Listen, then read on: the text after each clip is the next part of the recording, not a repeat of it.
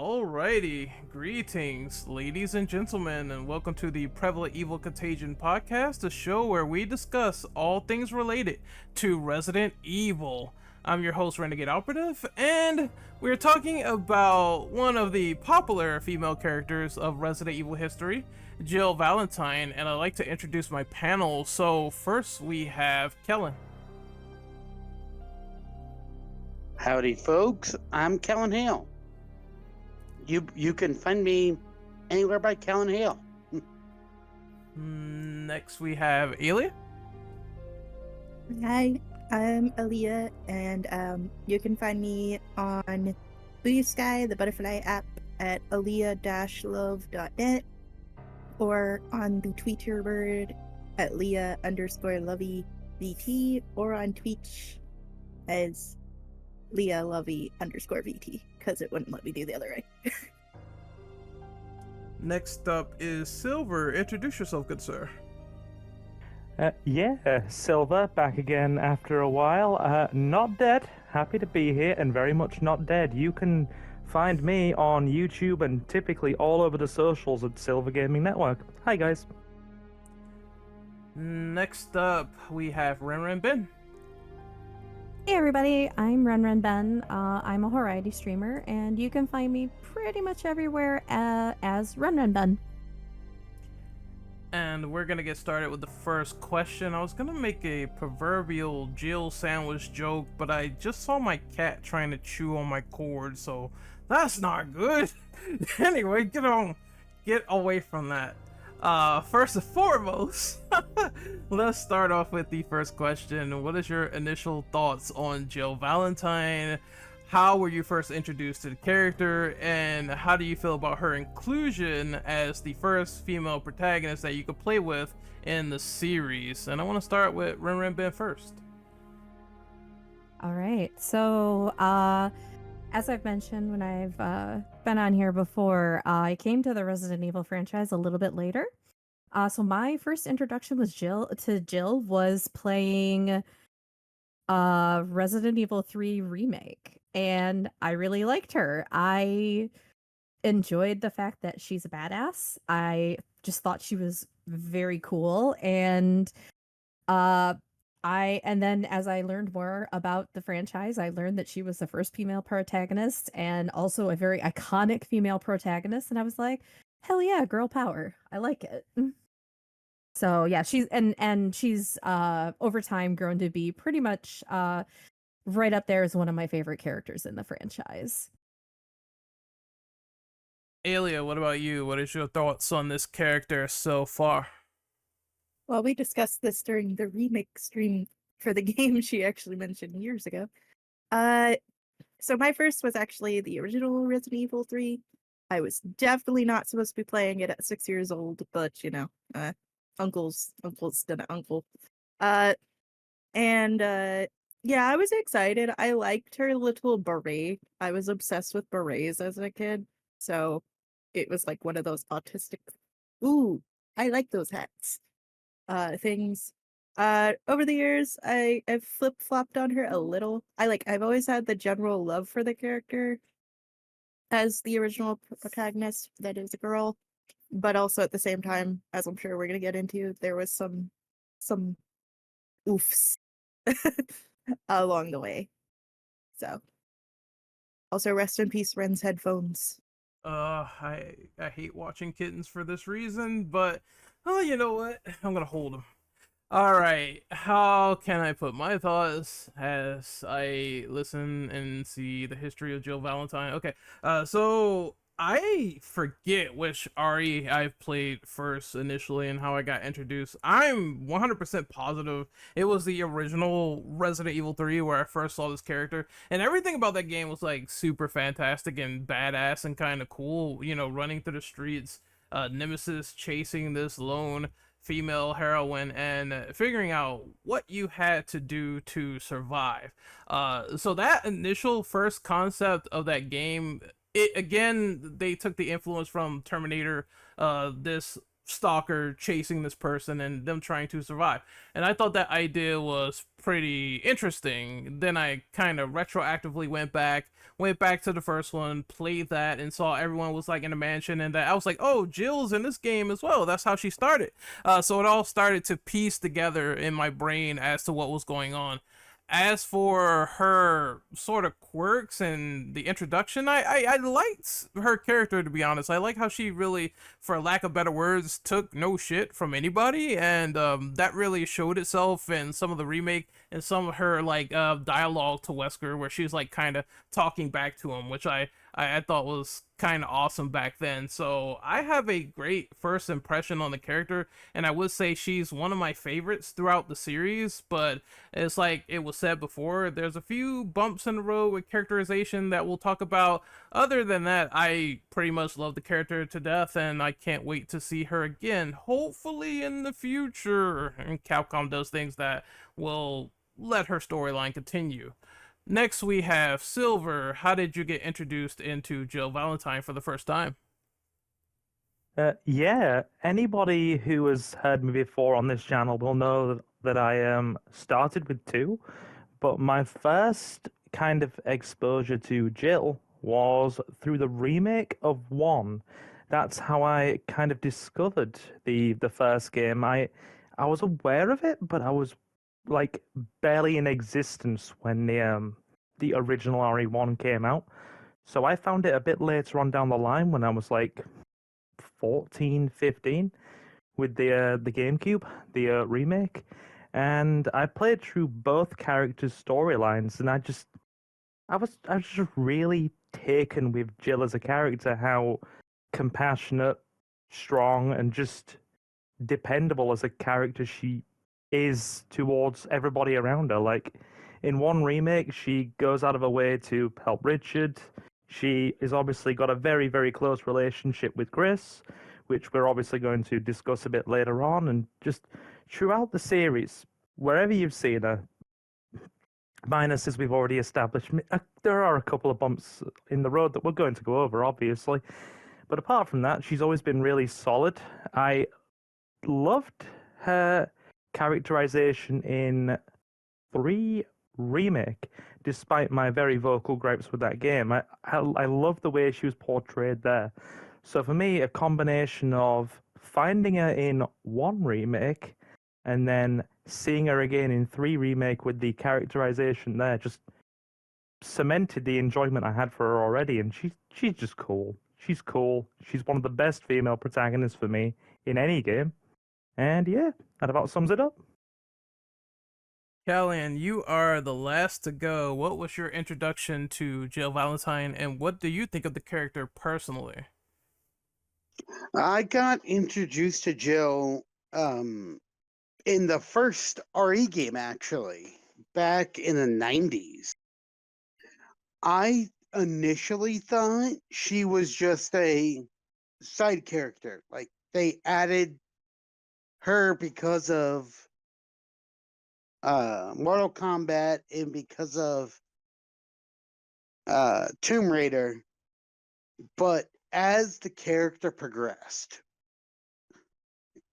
damn, her story, and you realize so much about her and what she's gone through.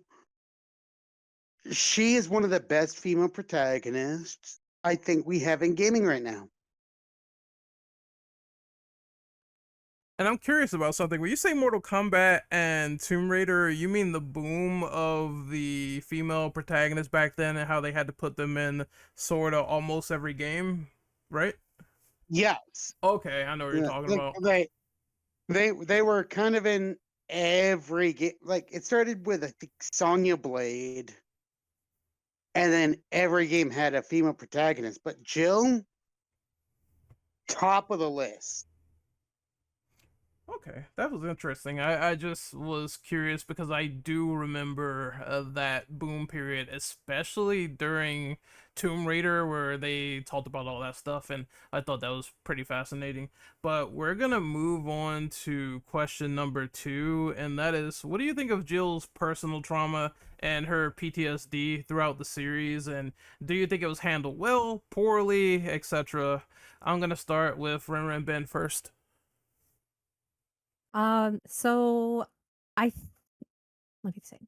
So when I was thinking about this question earlier, I was thinking like there's kind of two timelines almost that you could approach this with, because in the original, it's not really touched on as much. You get in the original Resident Evil 3, for example, you get more of uh like kind of more of like some of the messed up stuff that Umbrella did, but I noticed in the remake they added a lot of little details that you might miss on your first playthrough, but if you go back and play it again, you start to notice like on her bedside table there's medication. There's like lots of there's the wall in her apartment where she's, you know, putting all the pieces together, so it's because she's stuck in her apartment at that point and doesn't really probably have much else to do because it was 1998 and there's not a lot, the internet wasn't what it is now. But it I felt like the remake did at least not necessarily handle it, but at least made it a little more clear that like the mansion incident happened and things were not okay afterwards. And it's interesting. I actually appreciated that, like, for example, in Death Island, they did actually talk directly about some of the things that she went through. Not in great detail, but they acknowledged it. And I appreciated that because you can't pretend, because at that point, that takes place after Resident Evil 5. She got brainwashed by Wesker. There were all these other really awful things that happened, and we still don't know what happened in that 5-year period or so, or I think it's 5 years, might just be thinking 5 because RE5, but we don't know what happened in between there to get her from where she was at the end of Resident Evil 5 to where she's okay enough to be starting to work and do missions for the BSAA again. So it's I think it's really interesting, and I appreciate that Capcom has actually been a little more open about that aspect of her character development, which of course kind of ties in with some of the later questions and like her personality and how her personality has changed, which I can get into that a little bit now if you want, or should I hold that off until the later question? It is fully up to you. Okay. I do. Oh, sorry. I know I'm going a little bit long here, but I also that kind of ties in with like some people have said like they don't like how her personality has changed over the games and the movies and that kind of thing. But I also appreciate how things have shifted because you can't go through the things that these characters have gone through and still be the same. That can, manifest itself in a lot of different ways, but I do appreciate that that is shown, and it's not just like everything is peachy keen hunky dory like it was back in 1998 before everything happened, because it wouldn't be. Even if those things didn't happen, you grow up and you change. So it's not always handled perfectly, but those kinds of topics are really difficult to handle, period. And I appreciate that they didn't just like toss them to the side and pretend like they didn't happen. But yeah, so TLDR, I like some things, but I don't necessarily like all of it, if that makes sense. Alia, it is your turn. What do you think of Jill's personality, PTSD, and how that was handled throughout Resident Evil? I actually have an interesting take considering Ren knows this. I actually am diagnosed with CPTSD, so I kind of like how they've progressed it. Also, as far as the original timeline, they did have comics and books and manga that were tie-ins for a lot of the games, like in between and stuff with Jill.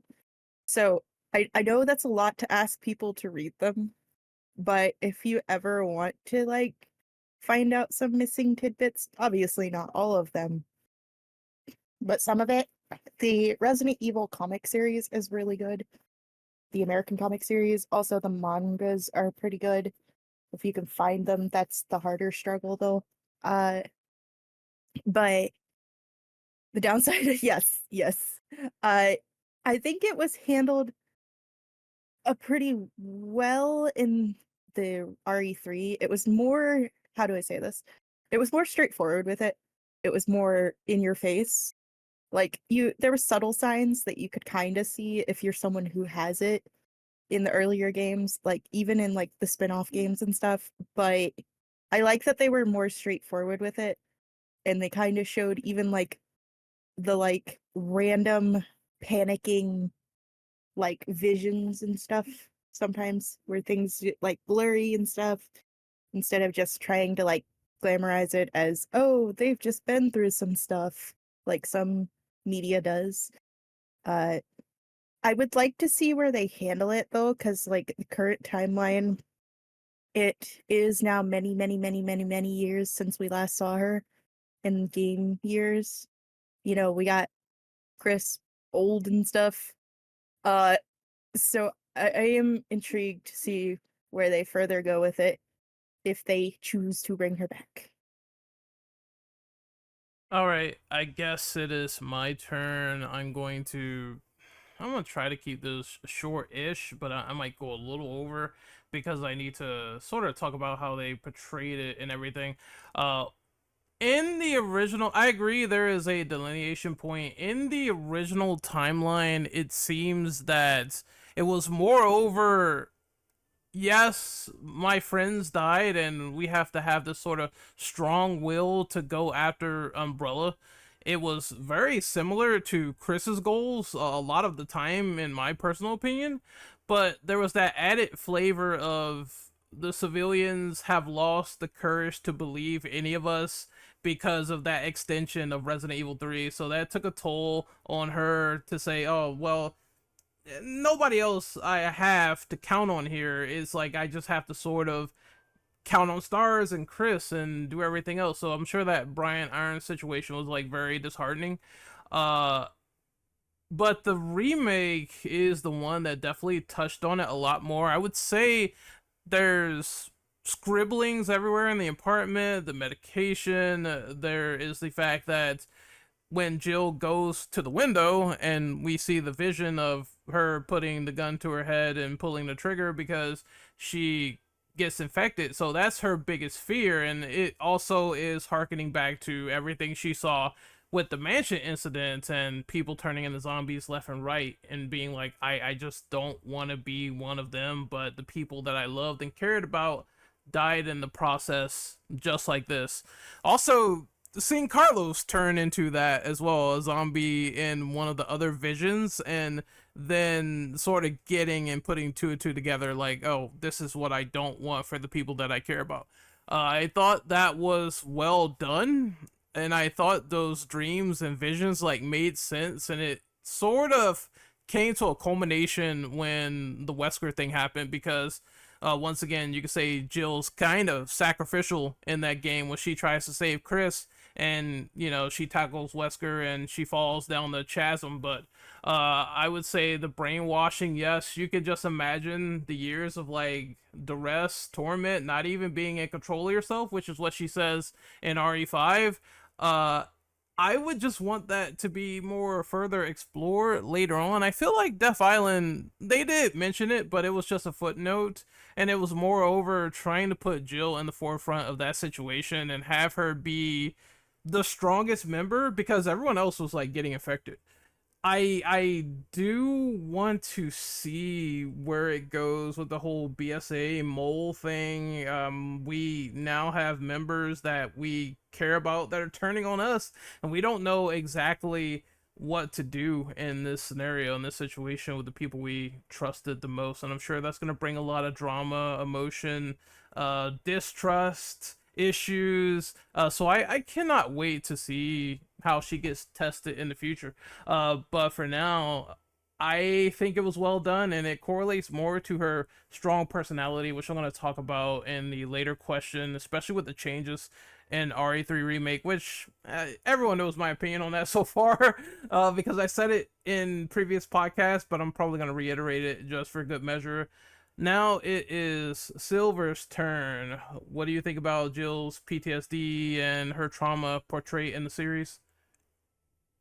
Yeah, I mean, a lot of the good stuff and a couple of the points that I was going to mention have already been mentioned, but I do want to give some credit to Capcom for going down this route and actually making the choice to give some of our main characters in Resident Evil, and especially Jill, this kind of development, because all too often when you have video game series like this, you have a scenario where something big and traumatic can happen in a long running series, and you will have a scenario where they say, oh yeah, this happened over 2 years, this happened, they went through all this traumatic stuff, but between now and said time skip, or between the time elapsed, this person's okay. But to actually see in this kind of level of detail what Jill went through, obviously, in the original timeline, she was basically slung herself out of a window in a sense, protecting Chris and the brainwashing. And obviously, if you've been pursued through the nightmare that is Raccoon City by essentially Tentacle Daddy, you are gonna have a bit of a bad time as well in terms of the trauma department. So there's very real justification for what she went through, and the fact that they went down that road is good. It shows that they care about their IP and their characters, even if some bits of it weren't handled immaculately. But hey, the one thing I do want to touch upon though is my genuinely live first time reaction to that opening sequence where Jill is having the nightmare in 3 remake. I was genuinely floored by that. I'm like, damn, they're actually going down this road. And it made me actually want more than anything to see another remake of 1. I mean, jury's out on whether we'll ever get that, but just to see the sheer volume of trauma and effect that everything had on her, it made me go in real time. I want to see these events and how they'd be covered in the new timeline. So it's all good as far as I'm concerned. Well, 90% of the way, it's all good. It's very strong. It's handled mostly well. It shows that they've given care and consideration to characters, and Chris and Jill are 2 of the ones that have had some of the most consideration. So, yeah, very pleased as far as I'm concerned. Solid. So I kind of want to piggyback off of that. I'm gonna start with like the first one. The first one is Capcom did say they're fine with the idea of remaking RE1. So I think maybe that is a possibility moving forward. And the second thing is, I agree with that sentiment that when it comes to survival horror games, at least the early ones, the idea of survivor's guilt was barely portrayed as far as it went. It just sort of went game to game to game, and some characters would be like, okay, well, I gotta take down Umbrella, and that's the only thing that I have to do.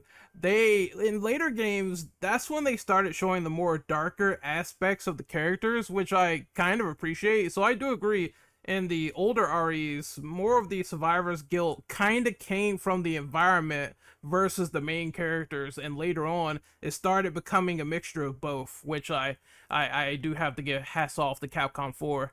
But Kellyan, it is your turn. What do you think of the portrayal of Jill's PTSD, and was it handled And well in your opinion?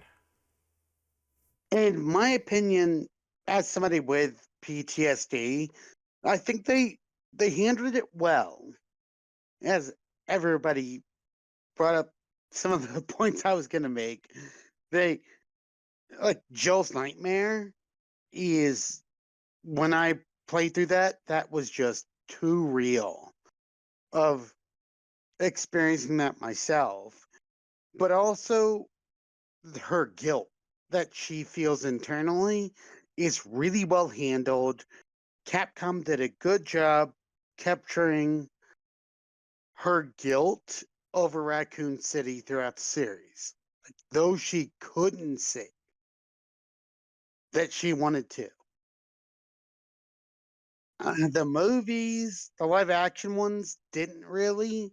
The animated ones touched on it, but the games really touch on that guilt that she feels, and it's eating her. And she wants to correct that guilt. I think that's good on them as a company to say this happens. You can't know what you're going to go into. Like when she was Stars, when she was Raccoon City PD, being hunted down, being mind controlled, she's doing her best. And I hope we see some progression of her doing better in future games. Alia, do you want to add to this before we move on? Sure. Uh, I was typing in chat, but I guess I'll mention this too. I think just as someone who has like played around with like even doing like visual novels and stuff with friends who are game developers as just like fun side projects. I think what it was probably now knowing how minimalistic like the PlayStation could do a lot. Let me start with that for its time. Like by far it was the most advanced console, the first PlayStation, up until you had the Dreamcast. The Dreamcast and the PlayStation 2 came out, and they re-revolutionized it again. PlayStation 2, obviously, and I'm gonna get a little shit for this, was a little weaker than the Dreamcast. Y'all can hate me. Uh, but I feel like they were dealing with the confines of the space, because, if you've played any of the old Final Fantasy games, I use this as a reference in the chat. They were on 4 discs after 7 for 7, 8, 9, 4 discs. And I think because you have to pay Sony for those discs back then, Sony only was the one printing their games. You couldn't like ask Sony for like approval for the production stuff and ask them for the contacts for the suppliers to get your stuff printed like you can now for PS4 games. You had to go through Sony. I think they just didn't want to pay that licensing fee and stuff, so they worked within the confines that they had as far as exploring her character more, which I think is why over the years as game has gotten as games English is not Englishin, guys. I am so sorry. As the games have gotten to where you can have more space and more options to flesh things out. Now, obviously, you have games like Call of Duty, which take like 150 gigabytes of space, and no game should ever take that much space. And it's just like files that are useless. Uh, a lot of people, a lot of like game developers and stuff don't have to optimize and tear their stories down as much. So it's they have more space, both literally and figuratively. Ben, you wanted to say something? Yeah, one other thing that I would probably add to piggyback on that too was not even just technical limitations so much as given the time that these games were coming out, especially the first couple, we're talking like 1997, like that 95 to 2000 time period, the way those topics were approached was very different. That's why Silent Hill 2 in particular was so revolutionary at its time. You did not talk about stuff like mental health things, and you did not discuss those things in the same way that we're used to now in, 2025. So even with the technical limitations, those stories just like those kinds of aspects of things just were not approached, and it was also not really kind of wasn't what Resident Evil was at the time either. So it's kind of interesting to even just see it as an evolution of how these topics are handled, how they're discussed, how openly they're even discussed now, and also just how the franchise has evolved over time. Yeah, I think it's great that they're actually opening up more avenues like this because it adds more layers to the character as opposed to being one dimensional action man or one dimensional female with 2 guns that just shoots everything. I think this is really great for gaming. So we're gonna move on to the next one, which is question number 3. How do you feel about Capcom shelving Jill for a while after the first revelations? She really didn't appear in any other media until Death Island. The rest is due to Jill being examined for viral activity after Wesker's experiments.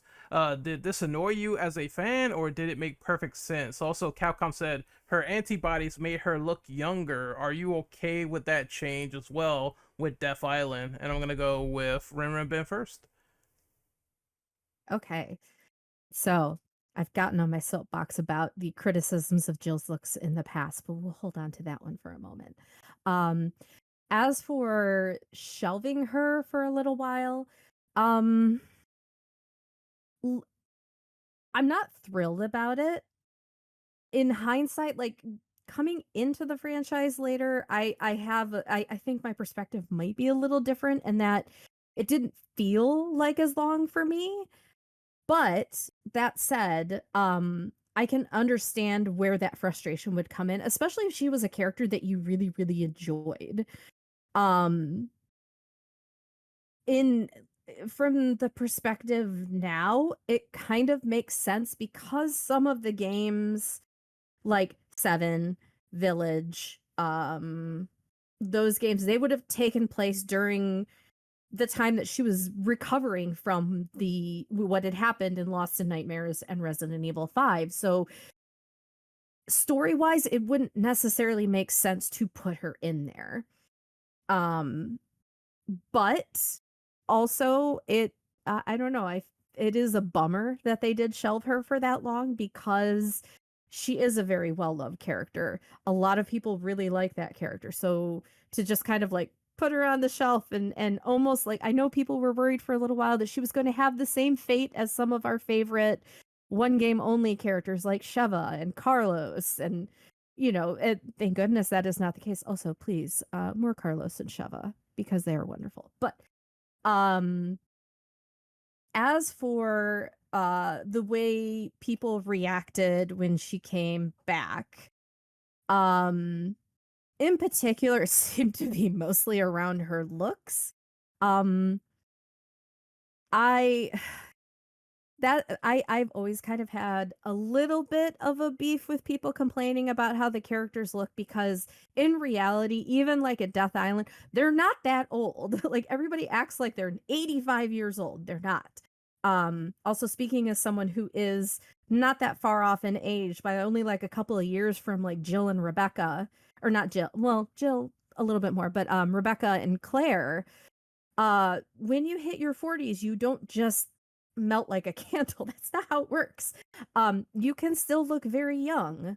As for the now that said, I don't necessarily think that, oh, she looks younger because of the viruses that she was infected with and the brainwashing, and I don't necessarily think that was the best explanation they could have come up with. However, there are things in medicine that, or there is precedence in medicine for things, maybe not necessarily medications, but there are illnesses that can affect the aging process one way or the other. So it's not completely out of the realm of possibilities, but the way it was presented was maybe not as strong as they could have come up with. Also, if I'm not mistaken, there may have also on the IP side, like there may have been other reasons why they went with the look that they went with, but um I sorry, I think I might have gotten a little off topic there. But giving it some thought, I think there is some reason for it, even if people weren't happy about her being shelved for a little while. And it's not completely out of the realm of possibility that she there were effects from the antibodies that caused that. I mean, it's not completely out of the realm of possibility. I just think they could have handled it better. But also maybe they didn't anticipate people having the reaction that they did. So anyway, so yeah. But I guess as to whether I'm okay with it or not, it doesn't really bother me because like I said, I'm someone who's also in her 40s and does not look like she's in her 40s, and listen, genetics is wild like that sometimes. So, it doesn't bother me. So, Alia, It, that picture is a very pretty picture of Jill. He's yes, very it pretty. is. Very, very much.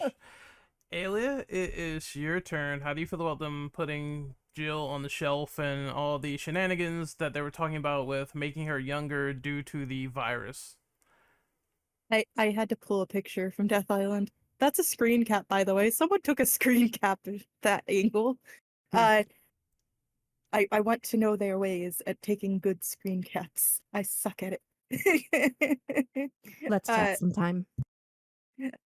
but so I feel mixed on them making her look younger. Let's start there, because with the remake now in the timeline, it mixes things up a little.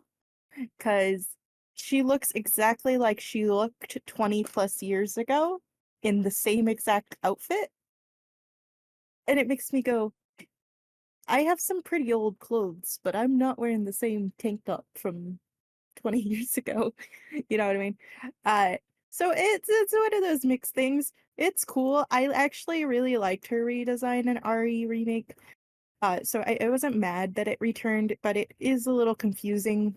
Like Renan mentioned how they worded it and how they justified it. Like you could have just told us she went and got plastic surgery or something, and we would have accepted that a little bit easier than rah rah rah science and it not being fully explained. The rah rah rah science.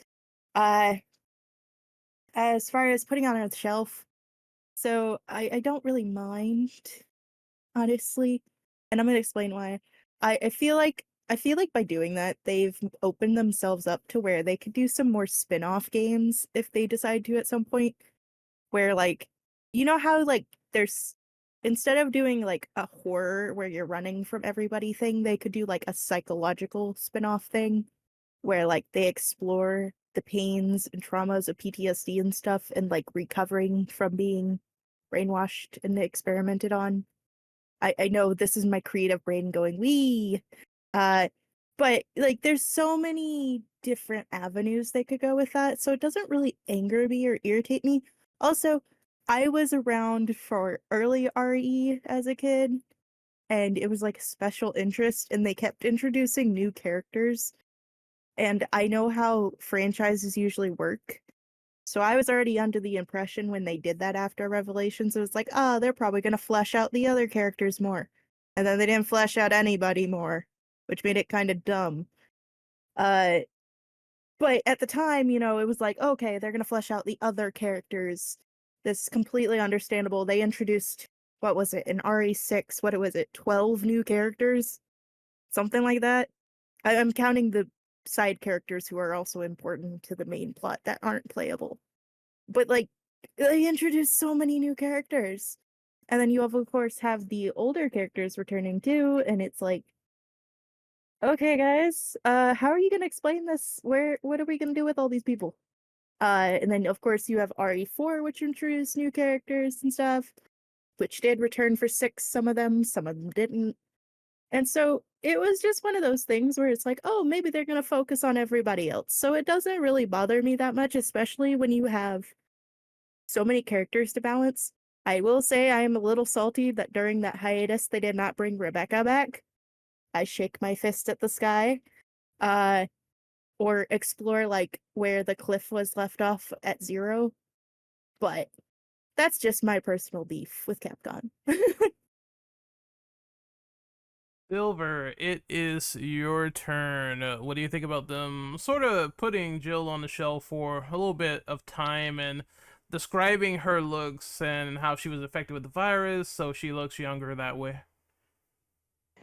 Yeah, now I have some conjecture as far as the whole age thing and people's reaction to that might have been, influenced one way or the other. I just want to preface by saying I'm probably the only one here that hasn't seen Death Island, and I am now immediately going to catch up and watch that so I can watch more than trailer materials and clips on the YouTubes because definitely want to check that out, and it just slipped past me on release, so gonna get to that. But I'm aware of the whole discourse around the age and the antibodies and this, that, and the second. And I'm going to piggyback off something that Renben said earlier and then kind of give my opinion on that, which is I wonder if some of the uproar surrounding her age and the way she looked, just looked slash looks, stems from the fact that we now live in such an age conscious society, right? Especially with, you know, the younger generations who are in their sort of mid 20s thinking that anybody who is over the age of 30 is literally going to turn to dust. And also going to add to that that, you know, genetics is a wild thing. I am, like, as a point of reference, you know, my partner's older than me and is, you know, in her mid 30s, and she's looked the exact same since she was 21 and has never changed. Yeah, I started going grey at 27. So genetics just does that. But so I feel like it might be the whole age conscious society argument a little bit when it comes to people criticizing Jill and the age. Narratively, it seemed a bit silly to me that they would, you know, science it. It's a bit fan fictiony, but again, this is a series where you can, you know, quite comfortably suspend your disbelief. So I could see it, but I'm like, meh. As for shelving her, we are talking about a series that has a legacy problem, and I'm sure a lot of you will agree with me and probably piggyback or give you conjecture, a legacy problem of shelving characters, shelving well-loved, well-known characters. And it's just a shame that Jill was one of those because, you know, she's well loved. So to basically have a huge gap between, you know, where things left off in Death Island and where we could potentially be now, it's disappointing, but sadly not unexpected. So yeah, that's where I stand. And if anything that I've said makes sense, please feel free to, well, you know, piggyback.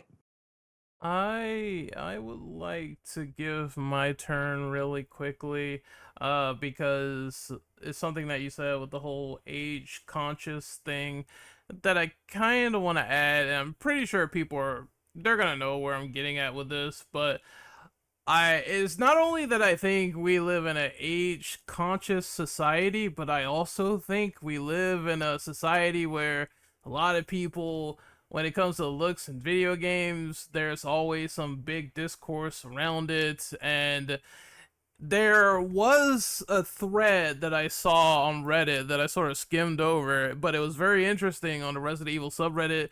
And someone said something to the effect of, are they too afraid to make Jill or any of the other characters that we know and love old because of backlash or whatever?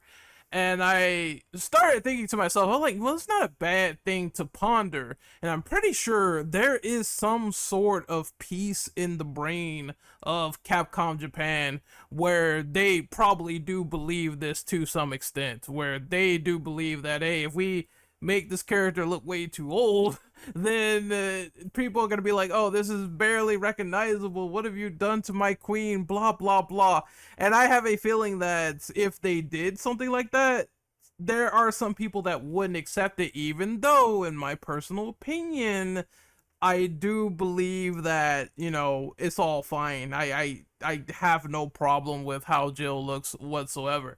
Now there is the thing in the chat where it's like she does not look too old at 40, and yes, I do agree. In her 40s and 30s, she would be relative to you know, you can see people out there like Tom Cruise, for example, and he does not look a day over his late 30s. But, and there is a but, when it comes to how they're gonna do things after Village, where Jill's probably a little bit older, and they're saying, oh, now there's this virus that will sort of slow the antibodies and the age, and she looks the same. that's where I see. Oh, okay, now I get it, and I kind of see how's that going to fare and how that's going to be. But like I said, personally, it does not bother me, but it is kind of. I just think it's a little bit funny that they do it this way to sort of whisk it away and explain it. But I do get it. It's like, yes, this could change your DNA. It definitely did change her DNA to the point where it made her blonde. So I can sort of accept that. That's fine. And I'm not really the one to say, oh, God, she has to be 20 years old forever or I'm going to be mad about it. But I will say this, and I think this is fair. They should have changed her outfit because if you would put her side by side, if you put her side by side in Death Island and you put her side by side in Remake 3, she looks exactly the same. Uh, some hair changes or whatever. Maybe they can make her hair longer or some more outfit changes. She can still wear blue, but I wish they would have changed the model a little bit more than what they established in Death Island.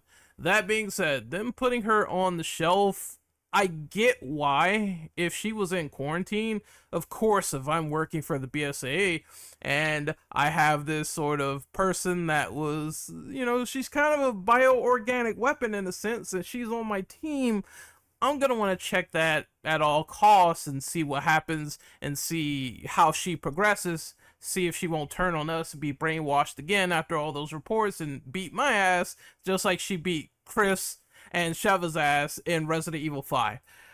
At the same time, we are getting to that point where I'm kind of questioning why.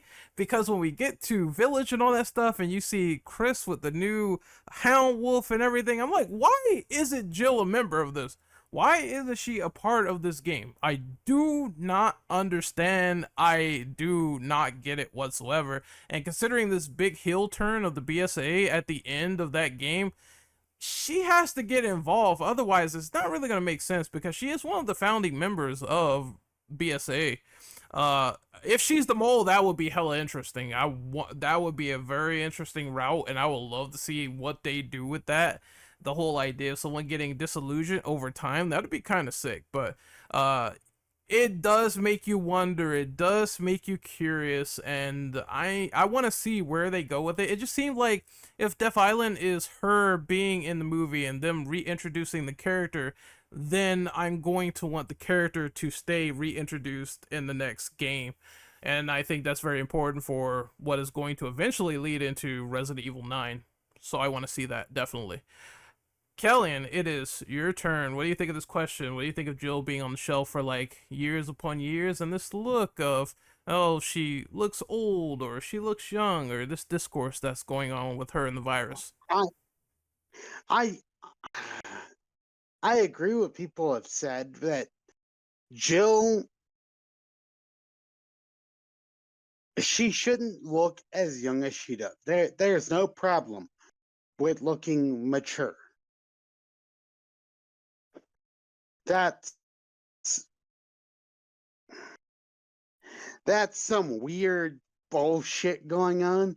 But the show of a popular character for years felt like they were trying to expand the franchise and then they didn't know where they were going. To me, at least. Where they felt like we have to go a direction, but then the direction got lost and they were like, well, let's let's take a popular character and reinsert them after we had them on the shelf for years because we had no story to go with. It didn't feel genuine, honestly, to me, because Jill was there in Nemesis. She was there in one. Why show a popular character? Then bring her back with the mind control story, which I still don't think that was a good call myself. And then, well, now we're bringing her back, not mind controlled, but help start this organization that doesn't trust her. It feels like they kneecap the character. And I would love for somebody to tell me if I am wrong on that, but that's just how it feels to me. They really kneecap the character. Before I let Rinrin Ben go, I just want to add, it's also not the first time I've seen a Japanese developer do this. If you look at Tekken, and Tekken fans, you're gonna get it instantly with the whole Anna and Nina thing and how they put them in cryostasis, and after that they just look still young, even though they're technically like in their 40s. And I do think that's kind of funny as well. Like I said, I don't hate the premise, but it's not the first time I've seen or heard of this before. But I don't think it's as nefarious as people are sort of making it out to be. I just think that they're trying to make these ways of sort of keeping them a bit young, and I could just buy it. Like, okay, cryo sleep, fine, virus, fine, but when they're past that prime, I'm wondering what route is it gonna go into then, because I can only think it gets to a point where it gets over explained too many times, where it becomes a little bit ridiculous, in my opinion at least. But Ren Ben, it is your turn. You wanted to add on this? Yeah, there was one thing. I actually had two things and I've forgotten one of them, so it's fine. It must not have been that important. But one thing that I think they missed, they dropped the ball on that actually would have tied it in very nicely to the rest of the franchise with the whole she has the antibodies that keep her younger. Sherry in Resident Evil 6. That's essentially what explains why Sherry is not going to ever really look that much older, is because she had the C virus, or G virus, sorry.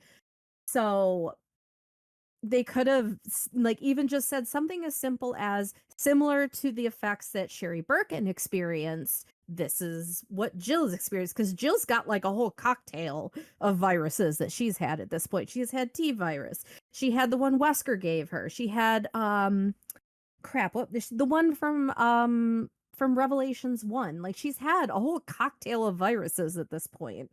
So they kind of missed the opportunity to tie it in like that, because it actually would have tied it in, and I think it just that one thing might have actually made it tie in a little bit better than just sort of offhandedly being like, oh, she's got antibodies that prevent her from aging as quickly. Could have been like, oh, like Sherry Birkin. Oh, okay, that makes sense. We have precedent for that. So Yep, G heals dead cells, and that would have been the perfect way to explain it, actually, now that I think about it. right? Like I didn't even think about, you said something earlier and I was like, wait, there's precedence for this. Sherry Birkin. That, like, literally that right there would have explained everything, even though it wasn't the same virus, because like I said, she's had a whole cocktail of viruses in her at this point. I could have sworn they also had viruses where they put T and G together, so they could have just said Wesker gave her a little bit of that with superhuman abilities, and something went wrong because he was expecting her to like mutate and dispose of her afterwards. So you could say, hey, same story, just he gave her that. Oh well, maybe we'll wait till the RE5 remake and see what they do with it. You never know. But Although Revelations 1 would have been before RE5, and I think it was T Abyss virus from Revelations. yes, So it might have had something to do with the T Abyss virus. yeah, something getting in the way, and that's why he was like, well, why isn't she mutating with what I gave her? That's kind of weird. Instead, she gets these powers. But I find that interesting. Hopefully they go into more detail with the next remake, which I don't know what that's going to be, but if it's 5 again, I'd be down for that. Me So too. yeah, totally. All RE fans will eat up RE, even if they're like, oh, I don't want this or whatever. We're going to be playing it day one. But Capcom task of not making things overly convoluted failed. yeah, this Capcom, is take my wallet. this is Capcom, take my money. But we're moving Yeah, on to the next question.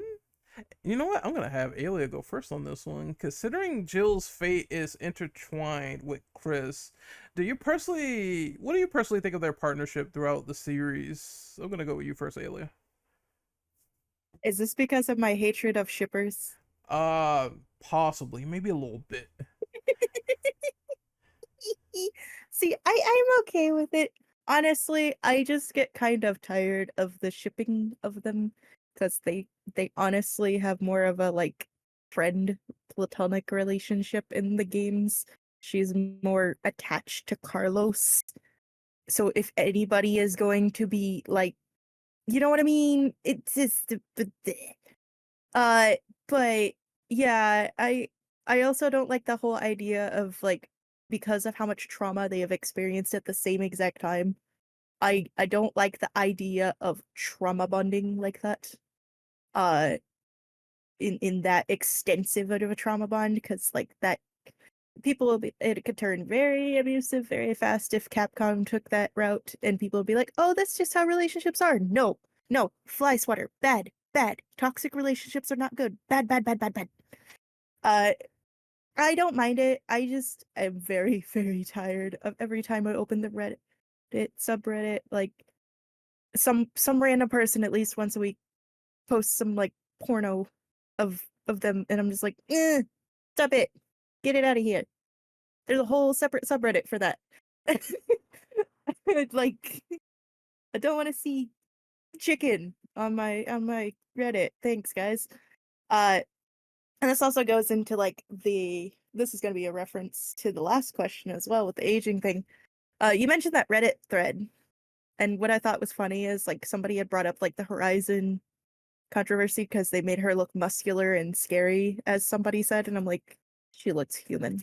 Of course, she's like climbing mountains and stuff. She's gonna be muscular.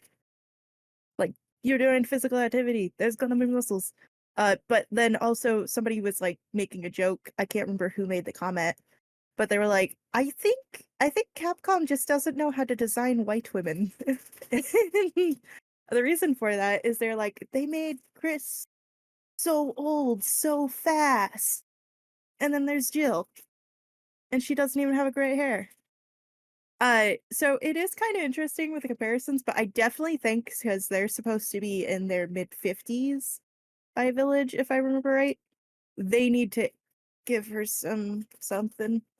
Like, I don't expect her to be like all wrinkly and a raisin, but like we mentioned in the last question, she can't look exactly like she did in RE3 remake, like they did with Death Island, because like that's just gonna completely confuse the timeline and confuse fans. Like, there's already people who think Death Island is a RE3 remake game tie-in, and it's not, and like it's already a confusion on the subreddit for newbies. Let's not make it more convoluted. This also attaches to that joke I made of Capcom make things less convoluted.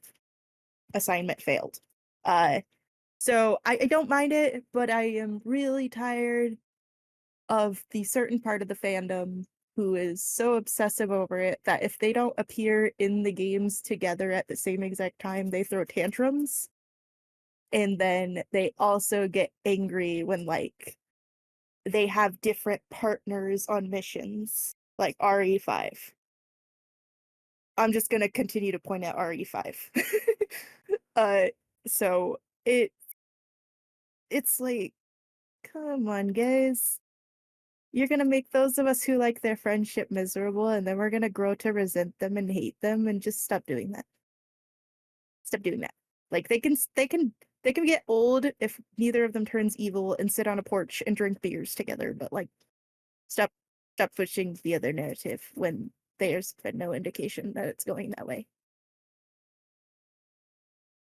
Rant on shippers done. Well, it is Ren Ben's turn. What do you think of the partnership between Chris and Jill, and anything else that you want to sort of piggyback off of?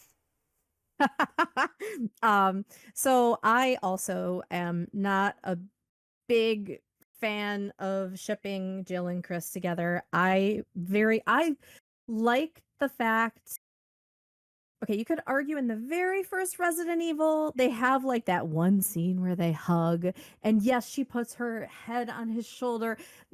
in the helicopter at the very end, but like that does not equal a relationship, or that they have anything more than like they work together, they're very good friends, and they do life or death situation. They were just in a life or death situation. Anyways, okay, so Red, I saw what you said. She hugged him. Yeah, she just hugged him, exactly. I have always really liked that the way that the two of them have been portrayed, and I think you could probably say this even really in the first Resident Evil, they care about each other, but they care about each other because they are colleagues. They are, they know each other well. They work together. They're probably friends and go, get drinks on a Friday evening, after they get off work, but that doesn't mean that they're getting it on together. I mean, they fooked. Exactly. So I've always enjoyed the fact that they have a very well, okay, trauma aside, zombie apocalypse aside, Raccoon City aside, they seem to have prior to those events like a very nice platonic friendship, which is something that isn't always something that people want to realize. And I don't mean to generalize. I am generalizing a bit, but like men and women can be just friends without having anything sexual going on. It is okay. And I've always liked that about Chris and Jill. Jill and Carlos, on the other hand, I have said I do 100% think that something happened. I don't think it was like this huge long relationship where they were going to get married or anything, but they went through the events of Resident Evil 3 together. Things got heated in the I guess you could say the romantical kind of way. Maybe something happened, but I guess like going back to that, I think what kind of further supports that they have just a really good like platonic work relationship, friendship, whatever have you, is the fact that like they also go on to create the BSAA together. Like they are working together, they are each other's partners, they got each other's backs, they fully trust one another. And kind of touching on Death Island again, you do get a brief glimpse into seeing how that dynamic has changed post RE5, post brainwashing at the hands of Wesker. And it's I appreciate that they showed that it changed. And I also appreciate that they didn't kind of give in to, I guess you could say, like peer pressure or fan pressure to like have them be a thing. Like you can have characters that are friends and don't fuck, and that's okay.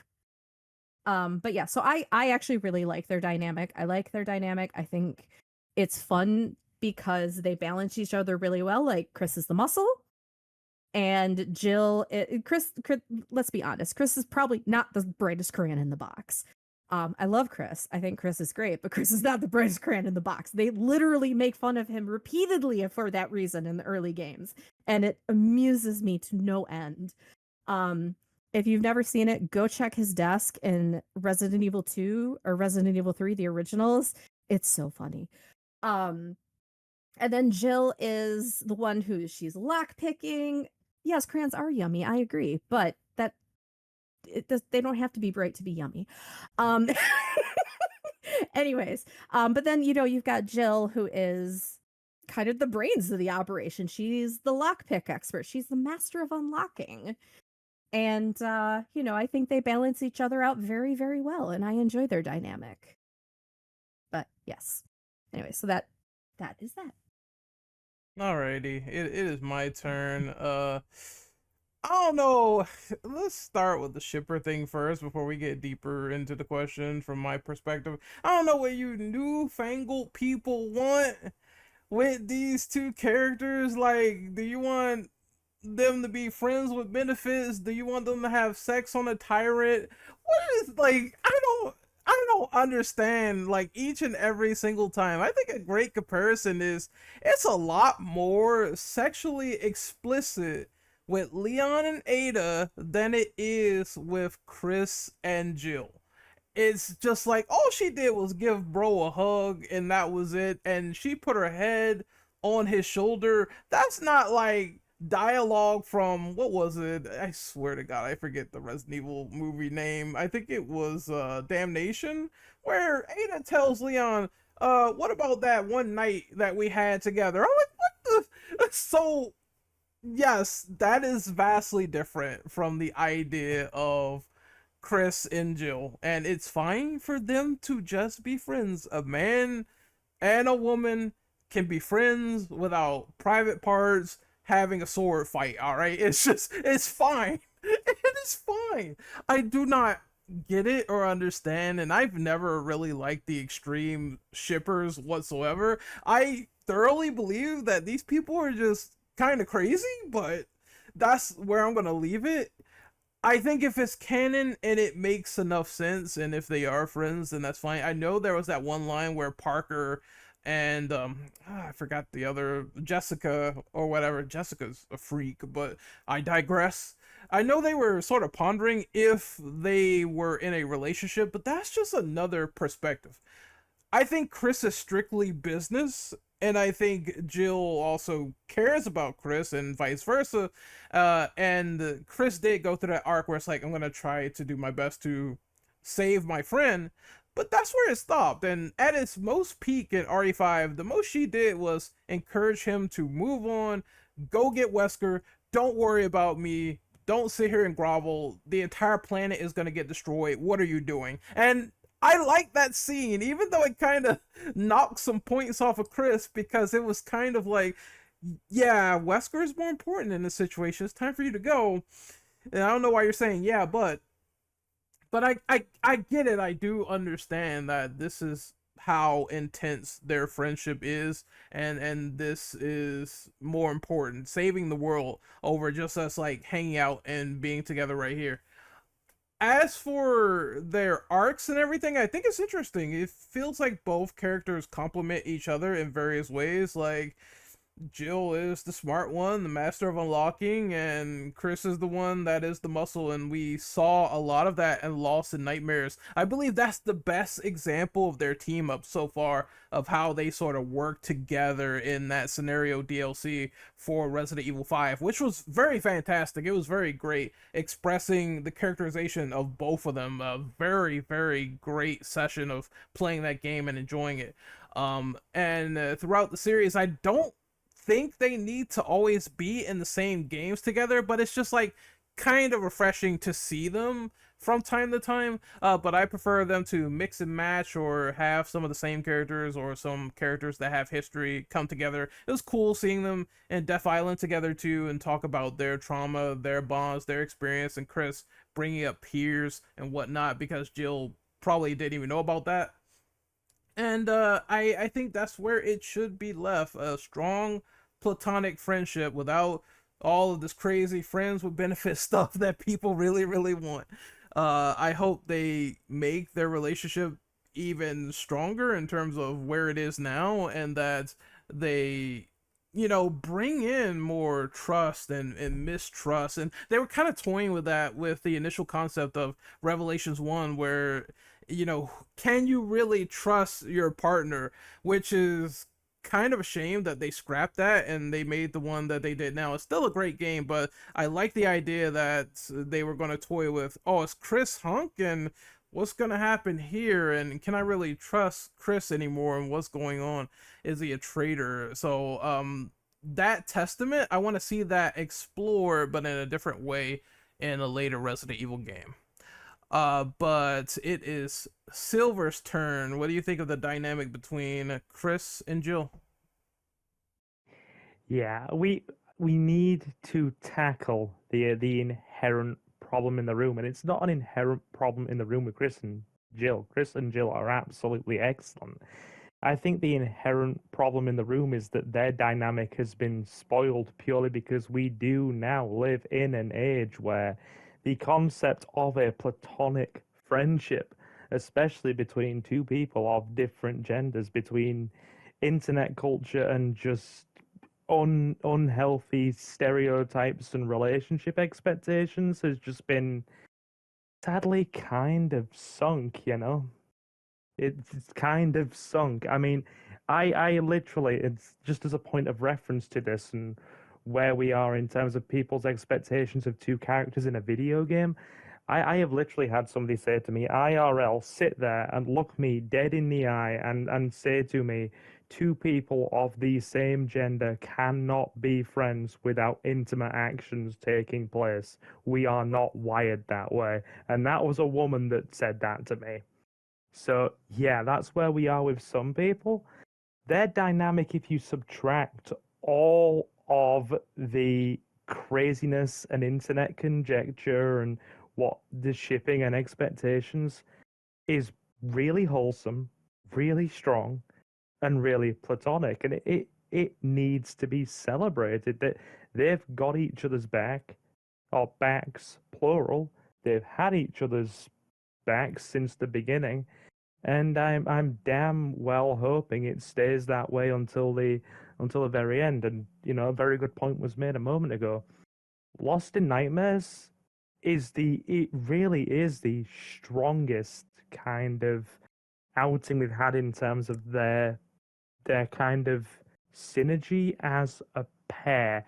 I mean, if you want to stretch your imagination a bit, they were technically in the same situation together in the rail shooter Umbrella Chronicles, because that put the both of them together in the Spencer Mansion scenario, but obviously that isn't canon, so it's just a rail shooter. So that is what it is. But I genuinely think, like, don't get me wrong, I'm the person that y'all are gonna hate. I am the mad shipper with the huge sprawling fan fiction account of, oh, look at Cloud Strife, he's on top of Tifa, and oh, look at these Resident Evil characters. But outside of shipping for fun, I would not actually want to see that shoved into the games and ruining some fun and wholesome dynamics. They work very well together, and a lot of the examples of how well they work together have already been covered. But that's my take. We have a shipping problem on an almost atomic level with the internet, and I'm sure a lot of you agree with me that it needs to stop so we can have some wholesome good things in games, but it probably isn't going to, is it? So yeah, back to you guys. Alia, you wanted to say something? Yes, I have another creative theory for Capcom, which you can use for free, I promise. So you should make a dating simulator, like Dead by Daylight is right now, and you should give Jill all the romantic options except Chris. Oh no, please. Lord help humanity, God. Agreed. Yes, please. We already have one for DMC. I seen that. I've seen people post about that. I was like, oh, Virgil's trying to be nice. What is going on? Alia, that's just cruel, and you should know that. Wait, what was that? We should absolutely do it. Please, yes. Cruel and unusual And punishment. make it like pastel too. And make like Chris wear like the weirdest little outfits with like hats and stuff. No, you put him in the sailor outfit from RE5. Yes, Oh my yes. so But you gotta hot. make it pink so that the incels get really, really mad. Oh Yes! my god. Or if you have somebody who wants a little bit more of a leather taste, you put him in the leather outfit, the Mad Max outfit. Oh, Chris has had a Don't lot of suspect outfits, you know? Yes, I know. Like the pants that are very clearly 3 sizes too small. you're talking about leather. My girlfriend has just got done playing Loving Deep Space. Can we please stay as far away from this as possible? Oh god. Everyone is addicted to that game and they're like, come on, play. I'm like, isn't it a gacha? Also, isn't is it a a gacha gacha. that requires you to spend money? I play Genshin and stuff, and they don't require you to spend money. I don't play it, but one of my favorite cosplayers cosplayed Silas recently, and it made me want to play it. So I have a friend My who's a wife- VTuber. This is a little side note. He will pull up Silas in a small little screen while playing like the most savage RPGs. Oh God. My wife listens to these, and she's just gonna look at me like, "And you think I write smut?" Well, considering that it's your turn on this question, I'm quite curious to get into this. Kellyanne, so what do you think of Chris and Jill and their friendship together? Anything you want to say about shippers or anything? I take issue when shippers don't respect the characters. I will say that. But I think Chris and Jill had a good relationship like I had with folks I served with who had my back, who had my ass when I needed it. And that's who Jill is. She's the person who, at the end of the day, she's going to have your ass. She's going to have your back and make sure you don't get eaten. But would she fuck Chris? I don't know. I think it would be more of a one night stand situation, and then she'd wake up and push him out of bed and ask, "What are you still doing in my bed?" Hand him her pants, which he'll wear anyways, because they're already 3 sizes too small of his pants. That's okay. He's used to pants that tight anyways. What is going on in chat? She might pity fuck. But it would be like a weird. We just had we just had an like exciting experience, but it's not gonna be we're in a relationship. It's gonna be shit went sideways. We both need that relief. Oh my god. Kick out of bed. I don't even feel like it'll be that. It'll be him crying, and then she'll be like, "So if I screw you, will you stop crying?" I have female friends who are like that, and I just stare at them and I go, "And this is why none of your relationships last." Oh dear. Oh dear. My stomach hurts. So right. That feels so right though. Like Chris feels like the guy who honestly cries after sex. What the?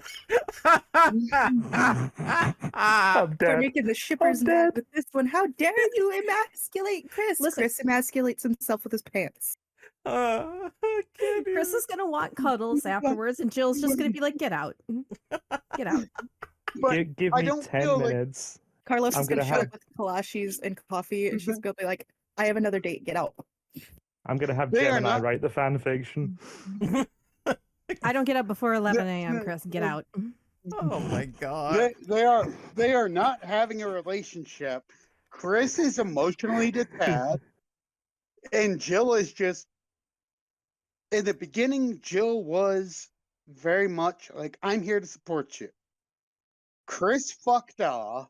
She joined Raccoon City PD, and she's gonna be pissed off, I think. I'll just say Chris's husbando is Wesker, and I'm sure the shippers would take that either way. It's just They're gonna scream at you on the Reddit again. probably so, but you know what? I'm kind of used to it by now. I'm fine with that. I mean, the Reddit, and they're gonna be like, "This goddamn podcaster, he did this again." Yes.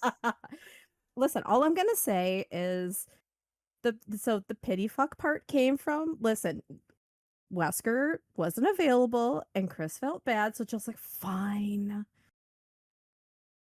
There you go. I'm scared of That's humanity. another thing.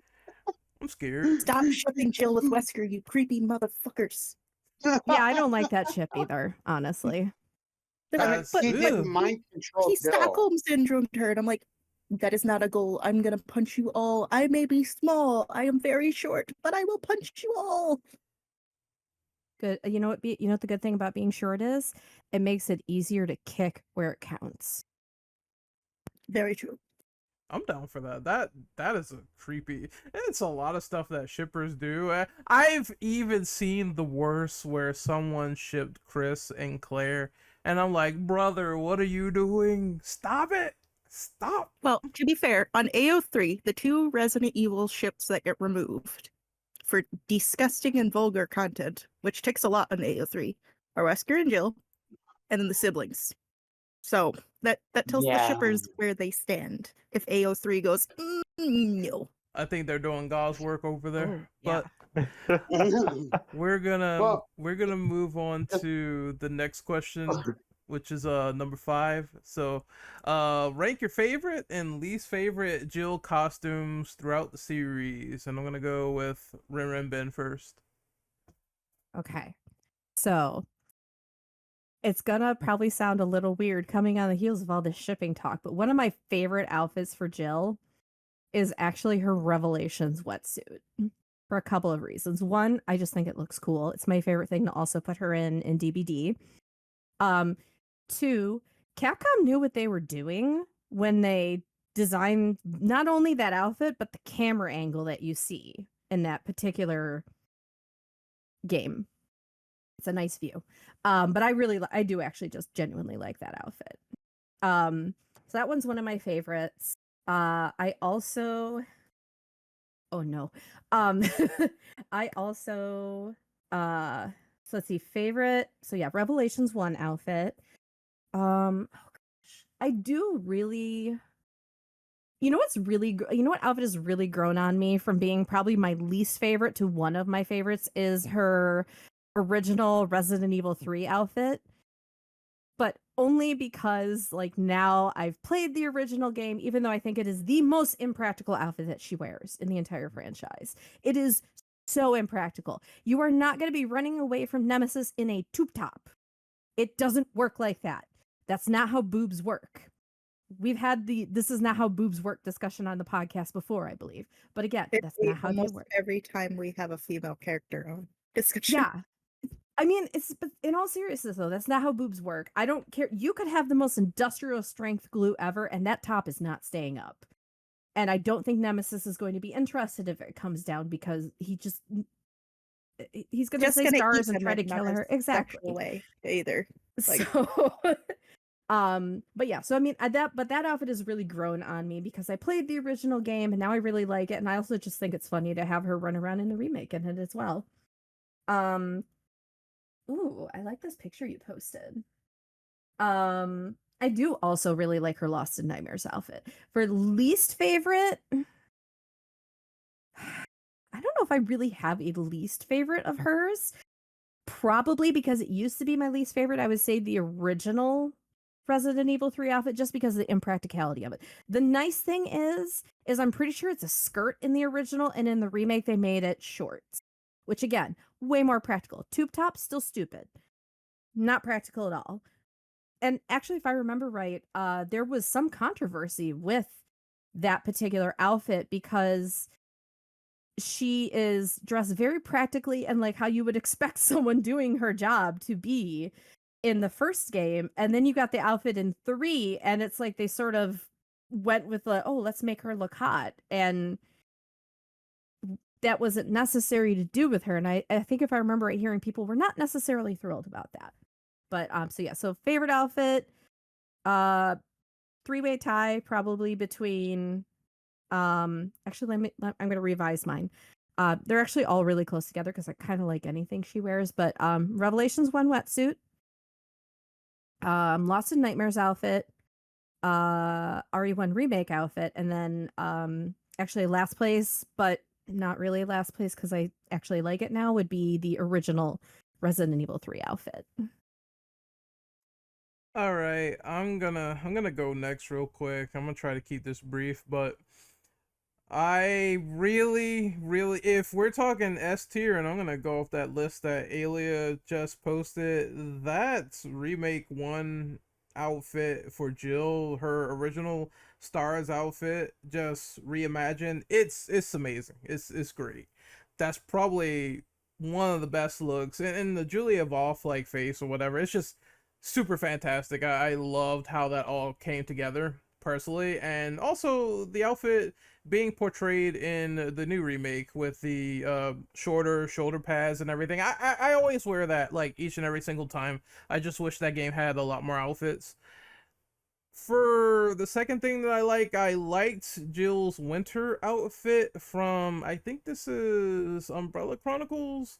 It's just cool. It's simple, but it's designed like really cool and it fits the character in a practical way because I mean it's cold as hell out there, so of course naturally she's gonna have this big puffy sort of bluish That's the coat. fourth one on the top row. Yeah, I see it. I like it a lot. I think it's pretty cool. Their winter clothes look very, very fine in my opinion. And the last one that I like for favorites, I'm gonna say BSA Jill with the baseball cap because it sort of that always just stuck out to me. Like anytime that I play RE5 Mercenaries, that's the first Jill that I pick over the battlesuit one for sure.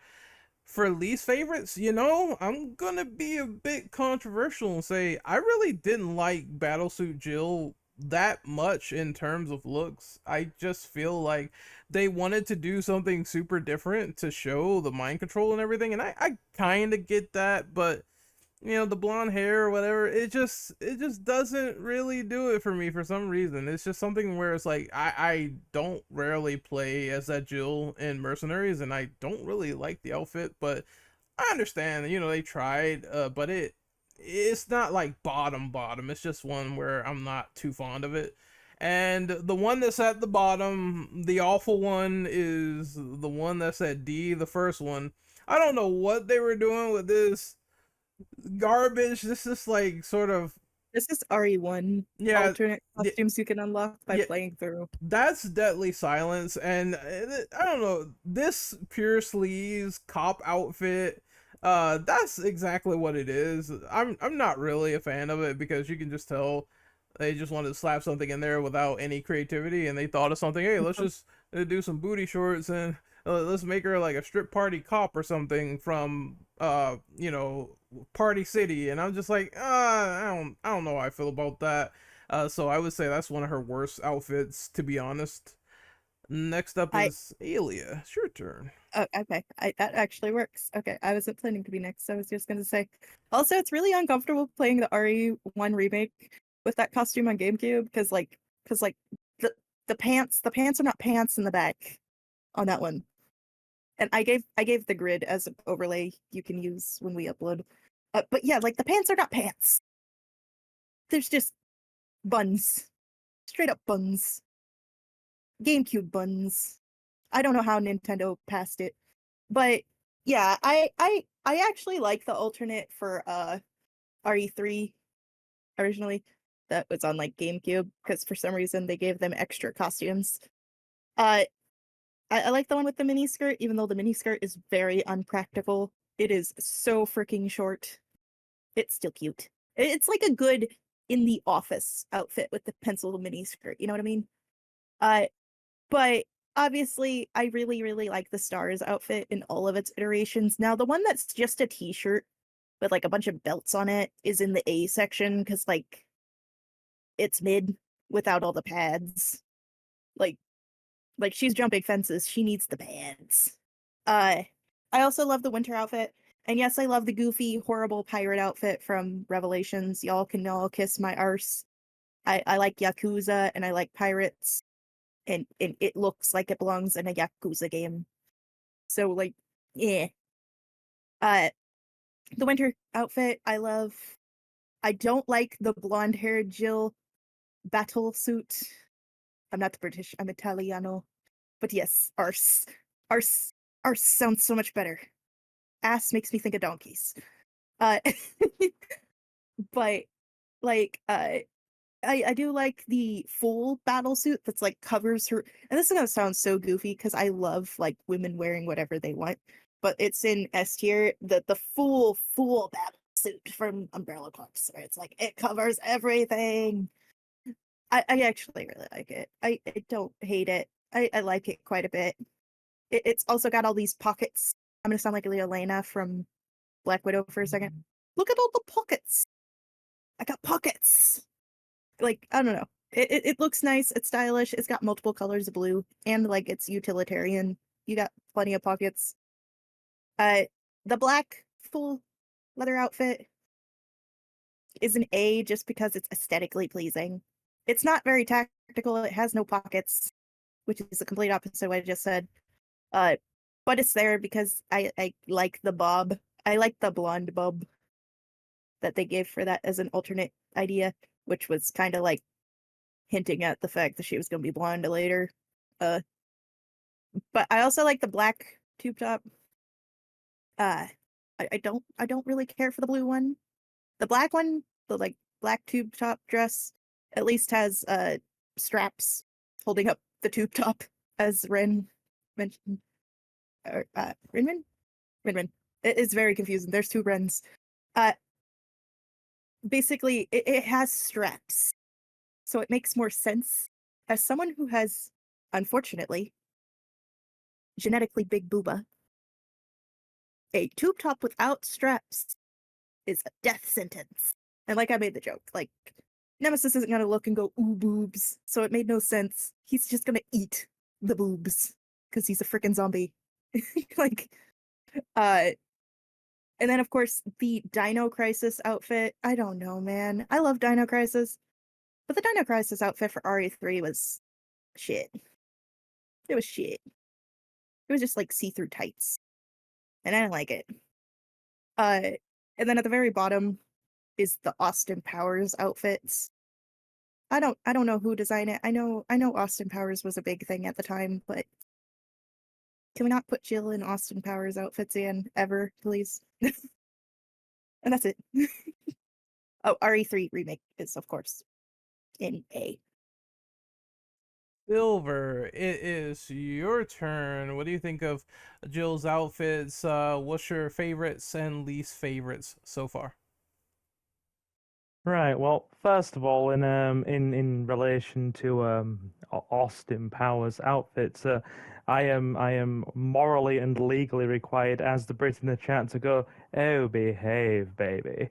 And next up, also just say the word arse with some proper British enunciation. And now that we've done both of those things, yeah. So I actually have not seen a few of these outfits before. I must have been a bit out the loop with one or two of them. I have a I've problem. You have a problem, go on. I like to play the DLCs on the 3DS as well. That's where some of them came from. Okay, well at least I know where some of them actually come from. The less we say about stripper cop, the better. That there are, I have problems with that even as a dude, and like it's a bit like tasteless. Come on, right? I'm gonna be the gonna probably be the outlier here. I love the RE3 OG costume with the sweater tied around the waist, and that is probably because I am one of those scumbags who still ties his Letterman jackets and his sweaters around his waist in the year of our Lord 2025. So each to their own there. You're burning the Um, leather. um, right, let's have a look at a few more of these. I'm not a big fan of the battle suit. I'm not going to cover all of them because I honestly haven't seen a fair few of them. I'm not a fan of the battle suit. It felt like they were trying to deviate very, very far from what Jill is known to typically wear, and it didn't work for me. It felt tacky, and I suppose for me personally, it felt like I've always had this opinion of Resident Evil where there was a point in time before we kind of corrected course and started to bring things back more towards the established survival horror roots, that Resident Evil went through a phase of we're gonna throw things at the wall in terms of story, plot, characters, settings, outfits, the whole shebang, and see what sticks. And I feel like 5 was the beginning of that, and the battle suit was a byproduct. Not a fan. Um, is that what in S tier is? I'm not zoomed in very far. Give me a second. Is that a pirate costume? Yes, we mentioned that twice now. That's a pirate costume from Revelations, the first Revelations. Oh, It that is gives one of her pirate. alternate like delusion things. Yeah, well, that gives pirate booty a whole new meaning. Sorry, so we'll go with This skirt that. is actually like super long. Mm. No, now I'm just disappointed. And the two more, oh, actually three more I will cover. The the OG Resident Evil 1 kind of, you know, remake Stars costume. The one she has in Spencer Mansion in the GameCube remake. Love it. Love that game. Love everything aesthetically about it. So that's cool. The Lost in Nightmares costume, again, love it. Very happy with it. And I really do like the rendition of like 3 remake as well. That outfit's cool. So all in all, there's a few I like and a few I don't. And do I see like a businesswoman costume in the bottom of this list? You do, yes. Alright, which Uh, one are you talking about?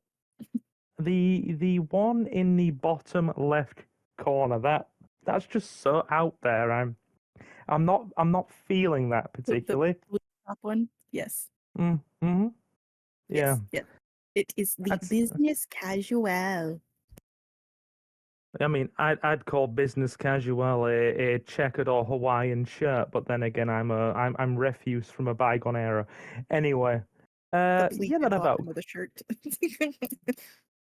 Hey, you can't beat a good Hawaiian. I went to a council meeting, my part-time job the other day, wearing a Hawaiian shirt. It caught them off guard. Anyway, yeah. So that's about me. Moving on before I segue us off a cliff. And Casual. segue. And we're moving on to Callian. So, what do you think of Jill's outfits? What's your favorite, least favorite, etc.? Callan? Oh, I think he has turned into one Oh, of the oh, zombies. can you hear me? Yeah, we can hear you now. No. Okay. My favorite Series 1 remake because the padding just looks badass. But the Jill assassin costumes, I put that in air quotes because she wasn't really herself, she was mind controlled. Look like they came from a different game. It's like, are you trying to be somebody from Cyberpunk 2077, or are you trying to be somebody from the Hitman games? These are not Jill. Although her winter costume does look badass. I will I will agree to that. That was a badass costume. But the weird assassin costume she's wearing just do nothing. That and the strippergram. Yes, let's send Jill to a zombie infested city for a bachelor party. And then just put our thumbs up and hope it works out. It just doesn't work. That's where I'm at.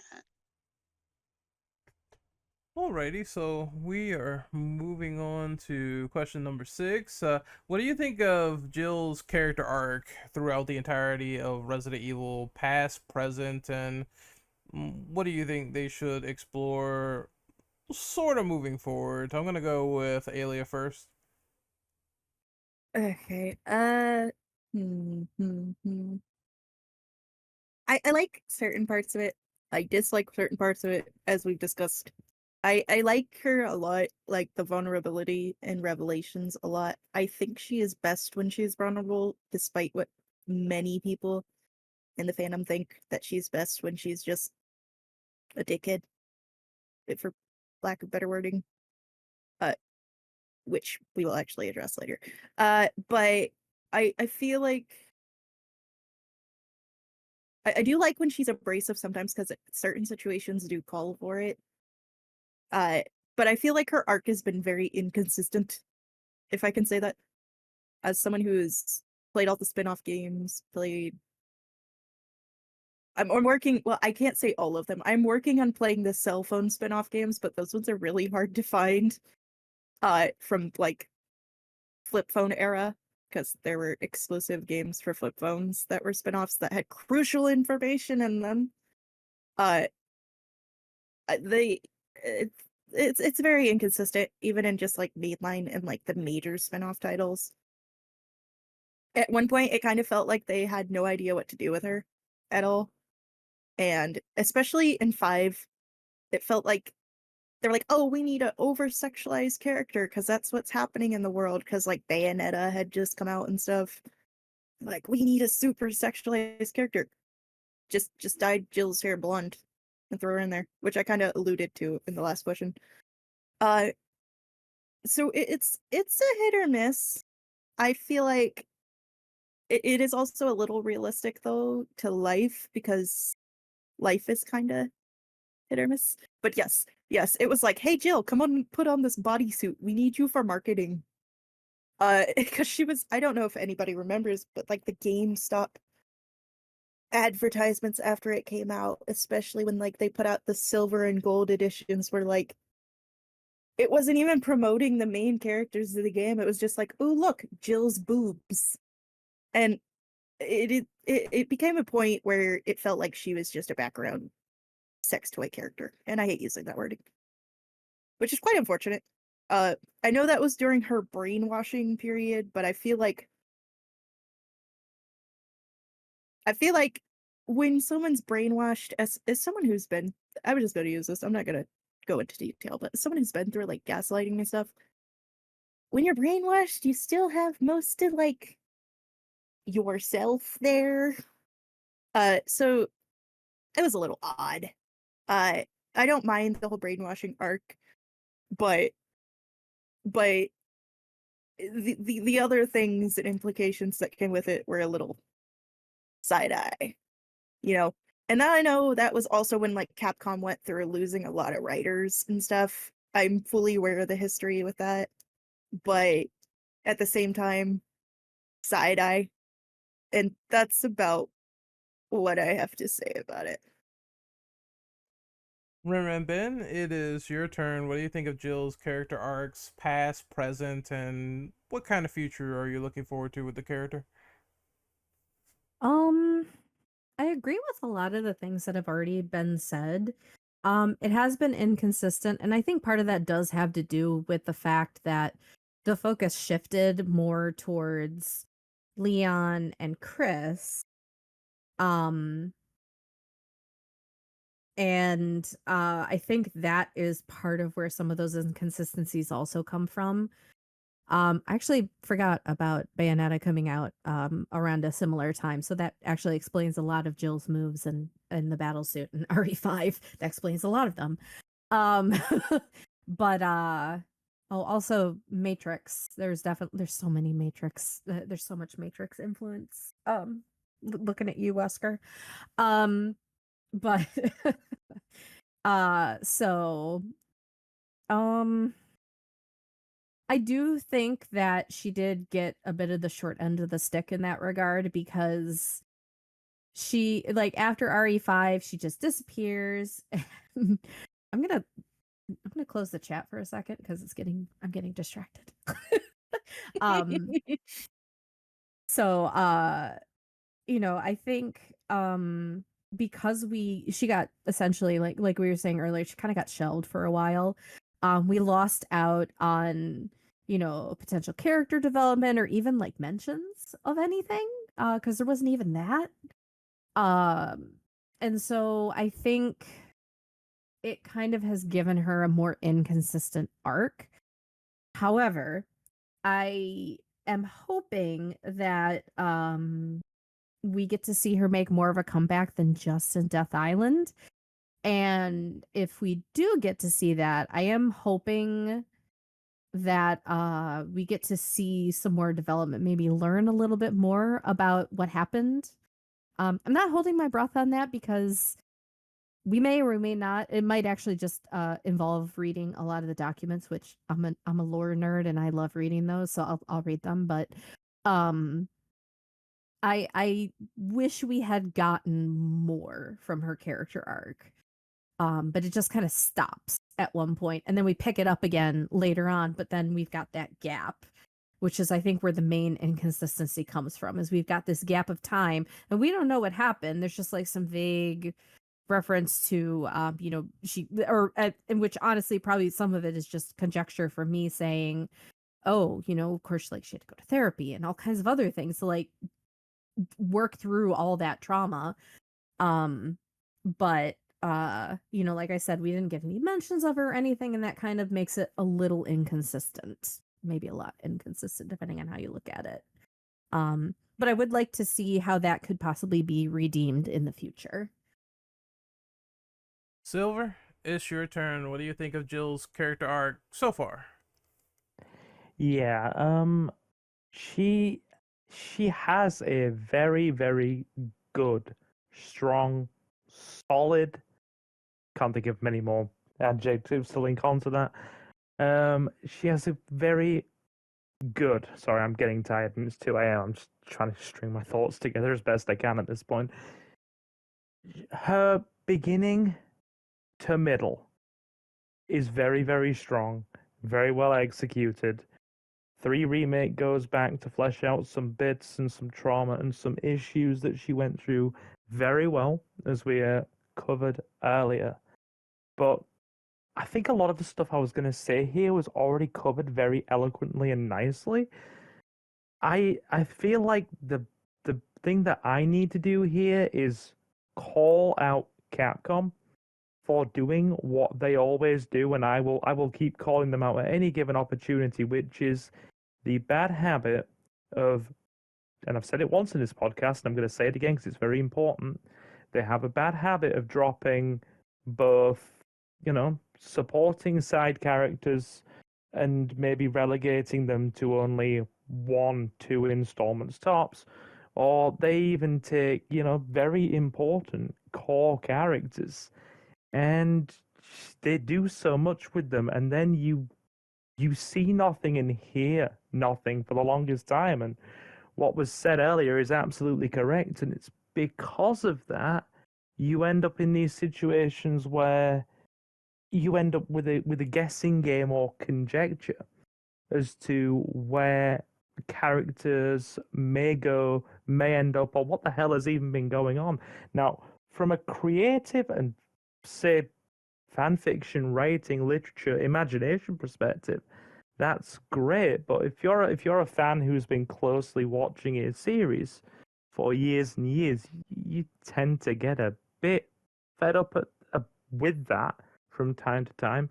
I know I've kind of done the segue again, but that's my gripe with that one. And for what I actually want to see, given that she's obviously returned with Death Island, and even though I haven't watched it myself, I'm aware of a good handful of the key plot notes and what went on. I'm hoping that if we're going to have some kind of continuation with Resident Evil 9, I have this strong feeling, I may be wrong, that Resident Evil 9 may be a very large exercise in wrapping up a lot of things for a lot of our key legacy long term cast.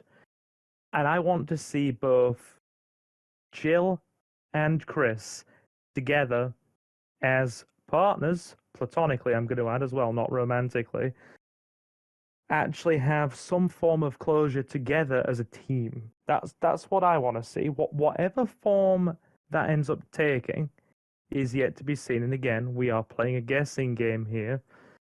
But that one, and I'm going kind of long here myself, so apologies. Like I said, I'm just trying to keep my thoughts strung together without rambling too hard. But Capcom also has a problem of letting its strong long-term characters go in a finality sense. So whether you would see that, I don't know, because let's be honest, we're gonna still have Ryu in Street Fighter when he's 70 years old with a colostomy bag and a catheter up his pee. So, you know, but we'll see. We'll see. Anyway, Yep, that's me. Well then, I, I almost don't know how you follow up on that one, but I'm gonna give my thoughts as to what I think. I think everyone put it together perfectly. The only thing I will add is just sort of some of my dressing over what I think of her arc so far. I I'm gonna keep it simple. There is room for improvements, definitely filling in more of the blanks. And I liked what Silver said, where I kind of want to see them put like sort of a final thing on it, just a final little bow on the legacy characters, because these characters are not getting any younger. Chris is almost like 60 years old. They're getting massively old. So I do believe that you have to start to think, how am I going to retire some of these characters? What am I going to do whenever they get to a certain point where they can't walk anymore or do this anymore? And I think at that point, that's when you have the newer characters come in and stay alive, which is why a lot of people complain, oh, Piers is cool. He's a perfect replacement for Chris. Now he's dead. Uh, and I kind of get that sentiment. I kind of get that logic.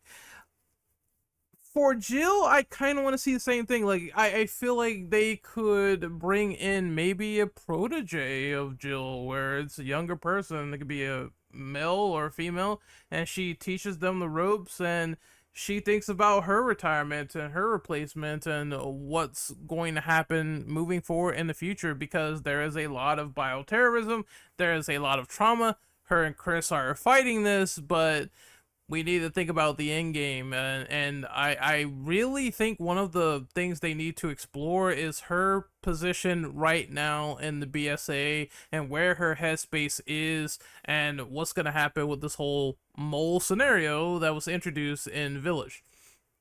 That being said, I think in the original games they did her fine. I'll even say in the remakes they did her fine as well. We'll talk more about the personality about the remakes as we go along, but I personally did not have a problem with it. Spoiler alert. And I felt like making her a bit more vigilant and making her a bit more, sharper with the scenarios that are going around her and everything, to make her not trust everyone so blindly, was a smart idea. And I kind of want to see that moving forward as well, where she has those like sort of real sharp wits about her, and exploring more of what she does, and see what makes her this strong-willed character. And like I said before, one of the previous premises that they tried to usher in for Revelations 1 before they changed it was trust. And I kind of want to see Jill put under pressure just a little bit more. RE5 teased it and said, hey, I'm going to do this whole thing where we're going to put Jill and we're going to pretend she's dead. That's a cool twist.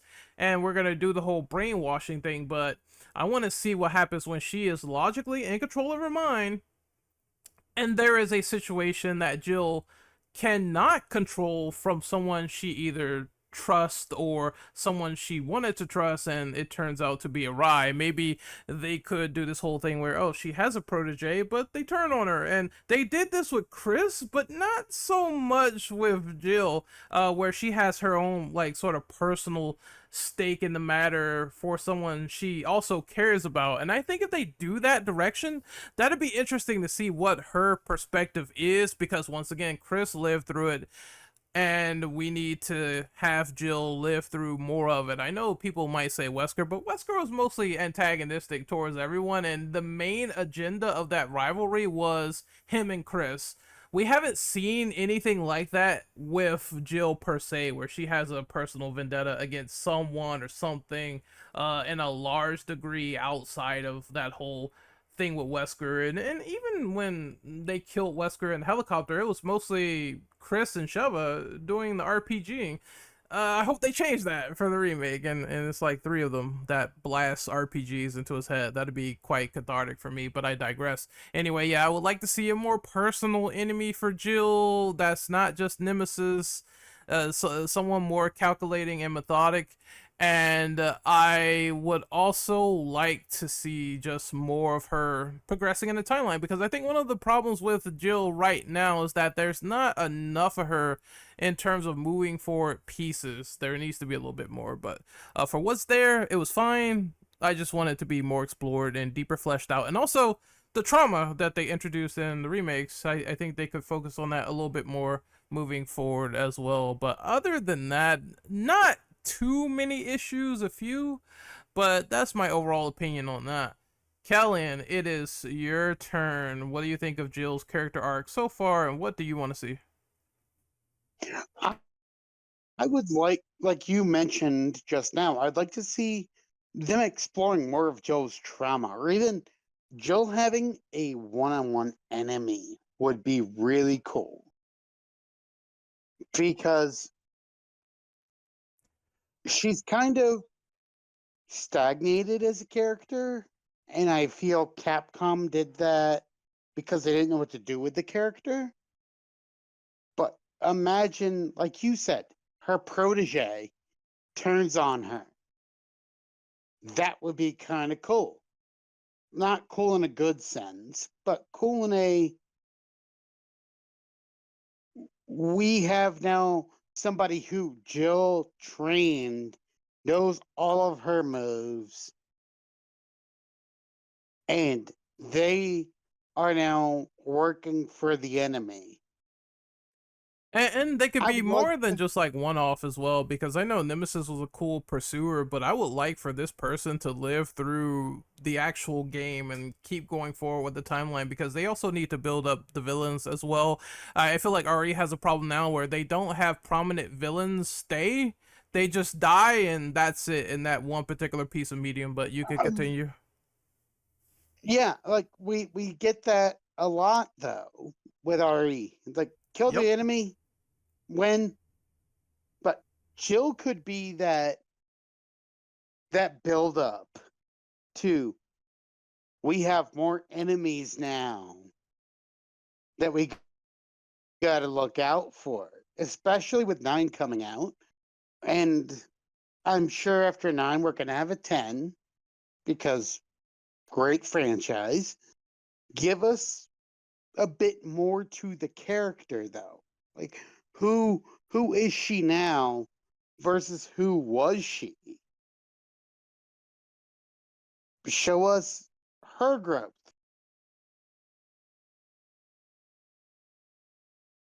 Waving hand you can't see, but like show us her growth as a person and how all this has just made her either trust people or not trust people more. Because, like you said, she originally trusted a lot of people,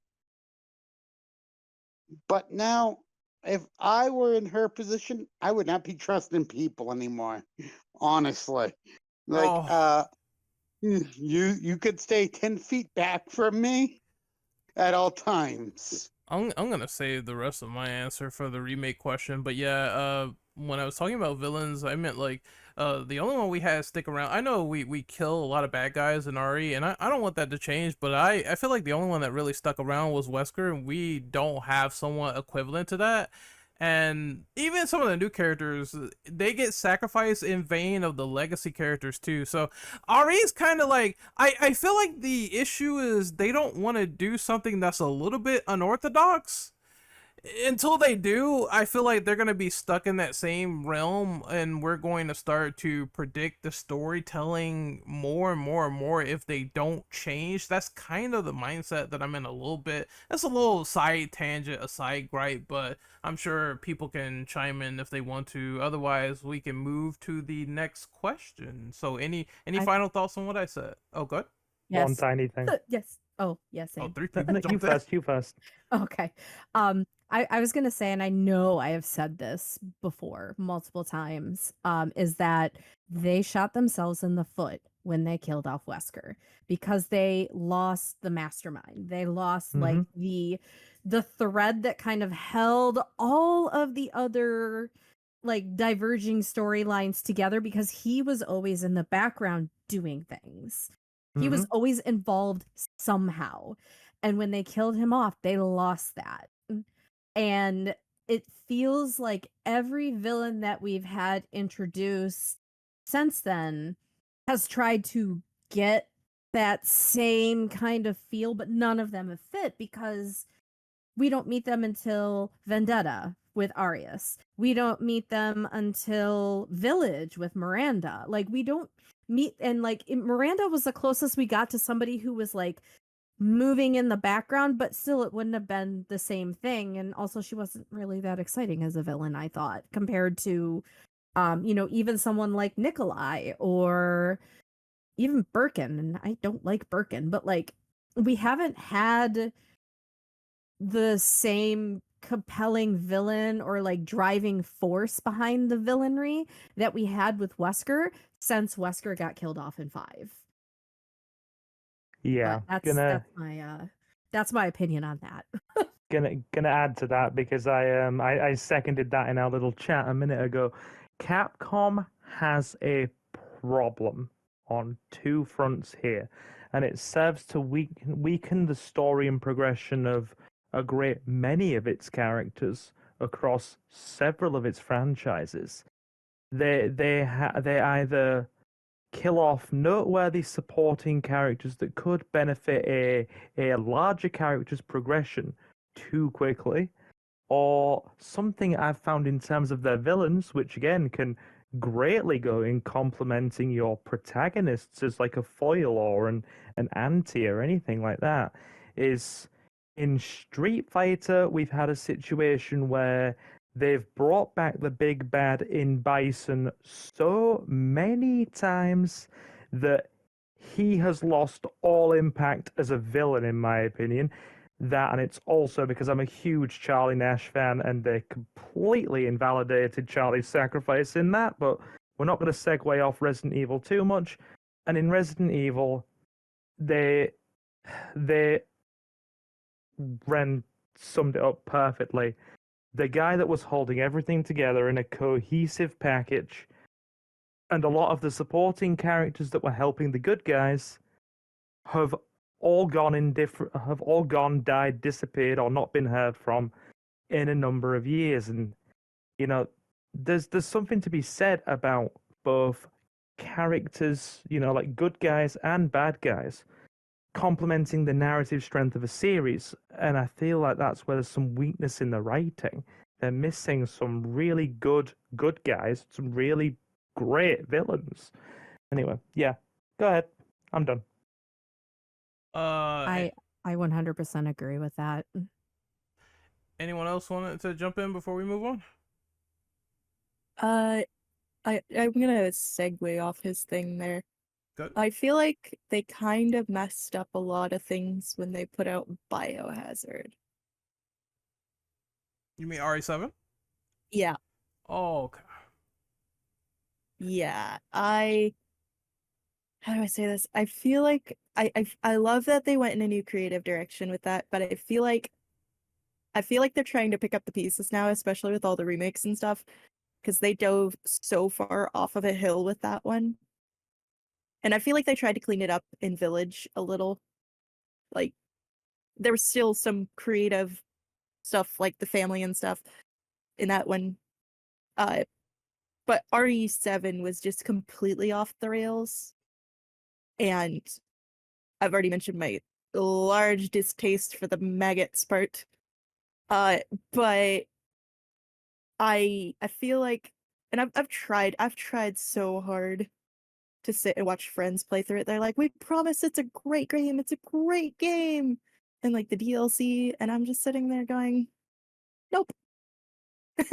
And like even with like some of the like smaller stuff that you get like on the Japanese version with like cut like originally planned scenes and stuff that you could see the art for and stuff that you can unlock, it's still nope. And I don't know. I like Ethan. Ethan is his name, right? Ethan as the character, kind of the Yes. premise of it. But I feel like especially there they steered so far off course that now it's kind of hard.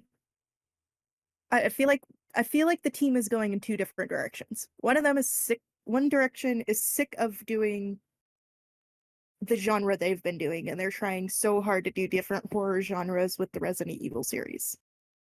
The other side is trying to do justice by the characters that have been long-standing for almost 30 years.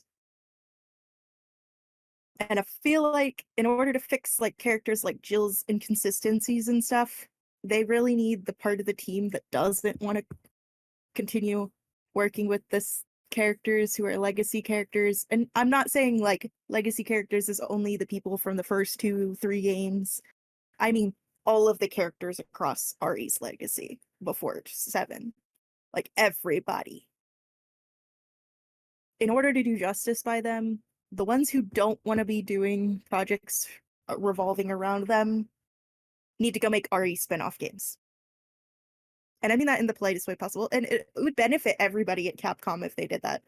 Like, split it up, hire some new developers for each team. Send all the people who are bored out of their minds to go make more spin-off games. That's just my thought. Like, I feel like the team was less like it's you can tell in like the creative direction it's gone. Like they're wearing thin, if that makes sense, with some of the like concepts and stuff and not wanting to finish them and stuff. So like send the people who are tired to go work on a specific team on spin-offs and stuff. Because like when we had those spin-offs and spin-offs for RE were coming out all the time. We got Devil May Cry, we got Outbreak, we got all these other spin-offs that actually did like really well for Capcom. Not Outbreak 2, obviously, but Outbreak 1. And they still have a very huge, unless it's Umbrella Corps, they have a very huge cult legacy within not only the RE fandom, but other fandoms within the horror space. So it would just benefit everybody at that point, instead of trying to force people who don't want to work together on this projects to work together.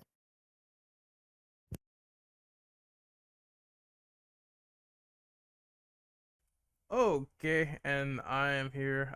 So what I decided to do was make a little bit of a decision. This is question number 7, and name some inconsistencies or things that you don't like about Jill as a protagonist compared to other people in the series. Name some moments of characterization specifically that might have bugged you or seemed out of place, or one of the things I want to interject in here is it seems like bad writing, situations like that where you want to point out for the character that you didn't like. And I want to go with Alia first. I think Alia stepped away for a moment. Fuck. All right. Well, Ren Ben, it is your turn. I'm gonna pass the baton to you. What do you feel about this question? Sounds good. Uh there's I'll be really honest, there's not a ton I dislike about her as a protagonist. Because I think some of the inconsistencies that we get with her are not the character's fault. I think it's like we were discussing, it's some their writing issues. Um and that uh and like her characterization doesn't really bother me either. Like I know a lot of people have said, I know like a lot of the criticism I should say that has been expressed was like they're like, "Oh, she's a very different character between RE1 and RE3." But the difference, I mean, if you wouldn't be the same person if you were Jill after the events of Resident Evil 1. So in that respect, the writing is good because it's showing that. And I know people get mad when she swears, and I'm like, I'm also going to be dropping F-bombs if I'm in the middle of a zombie apocalypse. Um but oh, by combining questions, do you mean 7 and 8? Yes, yes, Okay. that's what I Okay. was thinking of. Yeah, I can do that. I don't mind.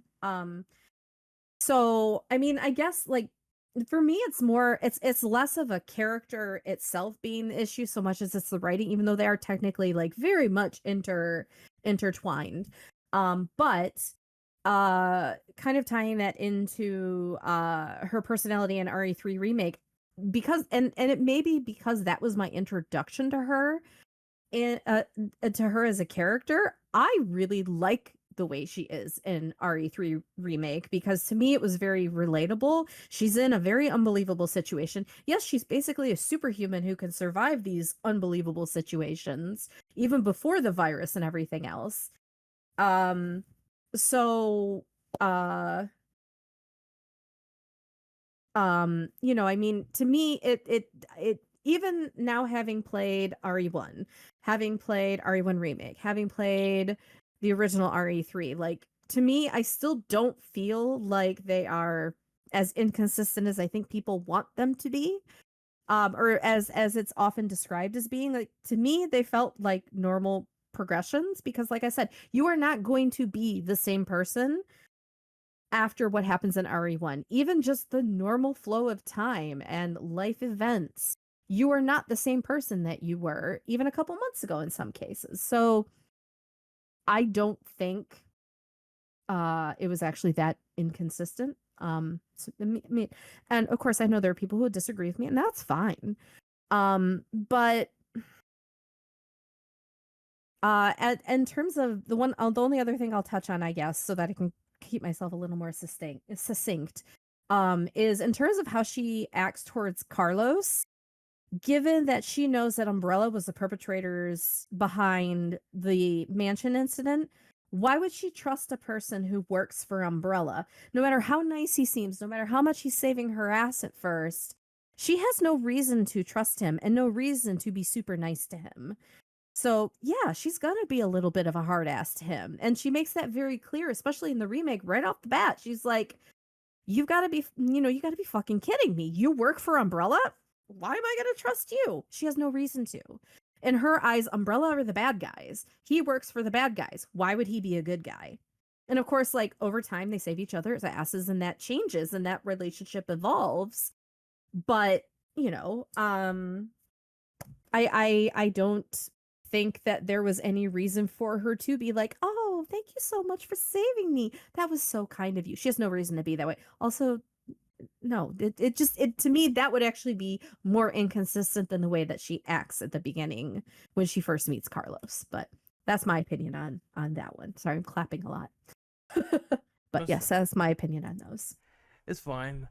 I'm gonna do my turn really quickly because I shouldn't take too long with this one. So question 7 and question 8, how I feel about the characterization, if there's anything that bugged me, and question 8, them portraying Jill in the remake and her personality, and she was being more of a hard ass. Okay, I'm gonna answer question 8 first, and then see if there's anything to move into question 7.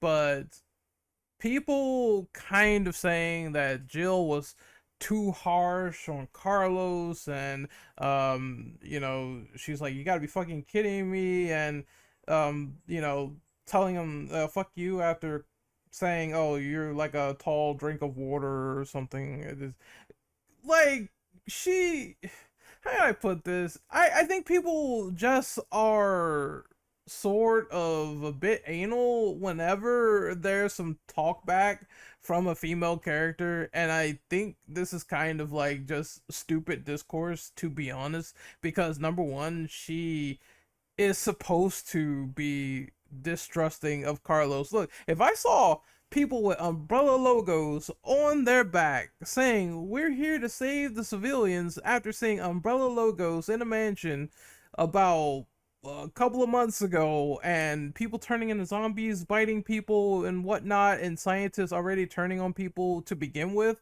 her superiors and whatnot, I would already be like, what the hell is this? Like, I don't trust anybody with these logos because they got most of my comrades and friends killed, and that's the first thing that probably is on the character's mind, which is why she's super stern to Carlos to begin with. I don't see that as a character flaw. We've said this countless times on the podcast when talking about RE3. That is her putting her guard up at clear danger as to what is going on with these Umbrella operatives. And either way, if you look outside of Carlos, there's a traitor on the team, and his name is Nikolai. So you still gotta be careful regardless. You can't go trusting them 100%, which is, the UBCS, they have different intentions. Like, not all of them are terrible people, but one of them kind of is. As for Carlos, look, I always say this. They were wrong about each other. She thought that Carlos was a UBCS lapdog, and that wasn't the case. When he found out the truth, he went against Nikolai. And then Jill was also a bit like, what Carlos thought about Jill was, she didn't care or whatever and whatnot. She did care about, the people in the city, the mission and everything. And ultimately, when Jill said Umbrella was the one to distrust, Carlos was like, oh, I'm just gonna go with that, no problem. I don't know what she's talking about. And that was incorrect as well, because once this happened and he found out that she was right, it's like, oh, she was right the whole time about not trusting these people. So they both had qualms where it's like, I was wrong about you, you were wrong about me. What can we do to work together to get out of the city, because there's no one else that's going to help us? And I think that's the brilliant thing, is that they had quirks about each other, preconceived notions, and some of them ended up being wrong in the first place, and they used their wits to get over it and get out of the city alive. And that was the most important thing in that scenario. As for finding faults of the character, this part's going to be even shorter. I just believe that the only thing it comes down to is I did not like the fact that, there's a couple of unexplained holes. What was Jill doing in that time of being after quarantine? Because it's been some time now. What happened with Hound Wolf and her? I'm sure she knows them at this point. So uh there has to be some association there at best, and I kind of want to see those conversations, and what goes down and what her side is to the BSA now, since she has come back to be in active duty, and what's her position. I don't think we even know if she's still like a captain or not. I don't think they really touched upon that. I'm sure Chris got a promotion, but what about Jill? There's some small little things that are still like kind of, they need to fill in the blanks a little bit more. And I think that's my bigger problem overall, versus trying to find some small little plot hole or things of that nature. And I think that's what they should go and try to answer, and that'd be good for me. Next up is Alia. What do you think of question 7 and question 8? We kind of smashed them together like peanut butter and jelly. I was gonna say I kind of answered one of them already, but Mhm. I feel like the inconsistencies, like I said, aren't really. It's not a character flaw. You know what I mean? It is the fact that they went ahead and they, messed with so much stuff, and so it just it was a constant like fighting between everyone. It feels like. And so I feel like it's not really the character's fault. It's more so creative arguments constantly and stuff. And as far as the hard ass thing, I kind of agree. I feel like it's a more realistic look. The pacifist thing, I don't know that that is realistic, you know, for someone to be just pacifist as far as the issues that were happening. So I I don't think there's a problem with that. I know a lot of people disagree with that. They're really annoyed. Oh, why are you okay with this? Because like it's not unbelievable, you know. As far as like her being untrusting, of course, because Carlos is a part of the umbrella teams that weren't directly involved in all this stuff, but still they're umbrella, you know. So I completely get that part. Uh, but yeah, that's pretty much it. Silver, it is your turn. What do you think of question 7 and question 8? I think to a point I've already covered 7, but I think if we go into 8, I think a lot of the quarrels people have had with things regarding Jill is, and I'm sure probably a couple of you are going to be on the same like page as me here. There are a subset of fans, right, in terms of Jill's character and the way she's behaved in like or behaved things she said, her characterization in 3 remake and the like, where obviously people have griped a bit. There are some people and some fans that they don't ever want anything to change creatively or in terms of characterization in like series. And I'm there's definitely not anybody in here. We all seem to have a very open mind in terms of where the series could go, but there are those people who see any sort of change from a narrative or character driven perspective, and they have severe issue because they want what they know to remain the same. They want it to be static and unchanging, and when it does, they take very large issue with it. I don't have any issues with Jill's character. In fact, just as I was saying, or just as I was saying in our little chat a minute ago, for all of my gripes with 3 Remake as a package, as a game, which I have obviously expressed very vocally on this channel before, one thing it did right and did really well, I adore Jill's like 3 Remake characterization, the dynamic she has with Carlos, and it's one of the best things for me in that game. They, obviously that's been covered a lot by other people before we got to me. But just the way that they, begin quite distrusting, and it ends up being, a bit of a bit.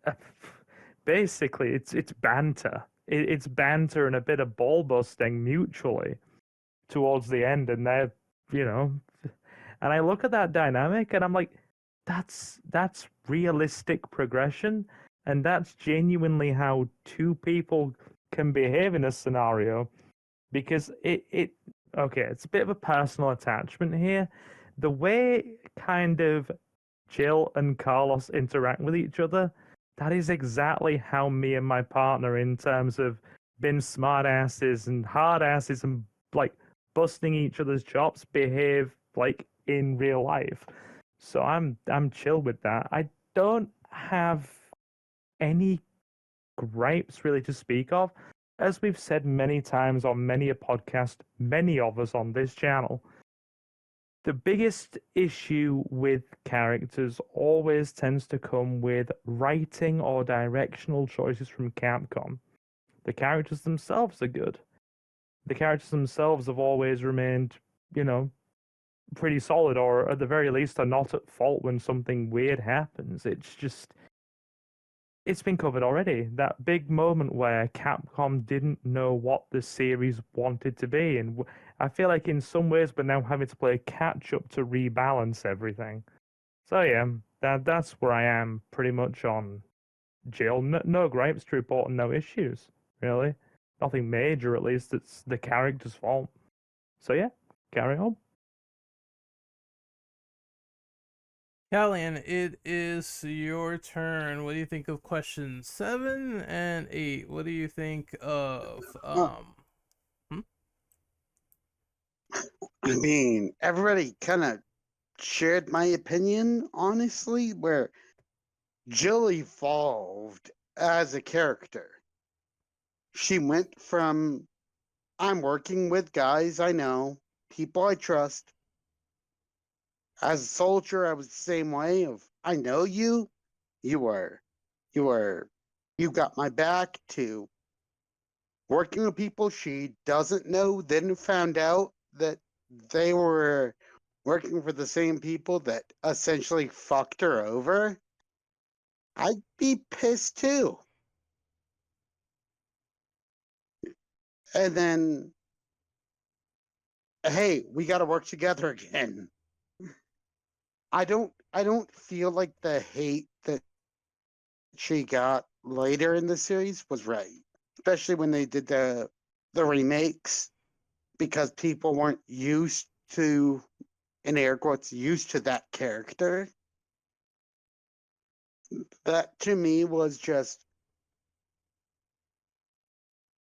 fandom being fandom. You know how it is. They attack anything new. But I think she evolved as a character. And like Silver said, she accepted the situation and grew to that situation.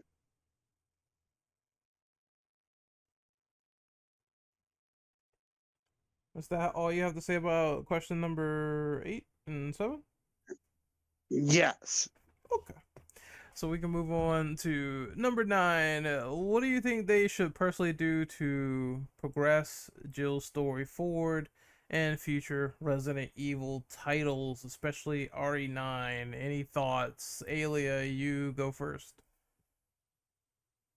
I already kind of mentioned some of it. I feel like we really need to figure out what the heck they're doing creatively with their team because it's not working. I feel like I said, send some of them to work on something else if they're feeling disdain for the series, which, I don't blame them for. Like, once you work on something forever and like you're constantly having executives tell you your ideas are shit and they don't like them, because I've worked in corporate environments, I've worked in creative environments, I know how it works. Uh Once you deal with that for so many years, it's just like, okay, I need something. I need something to work on that is not completely draining. Uh and it's just part of the industry, unfortunately.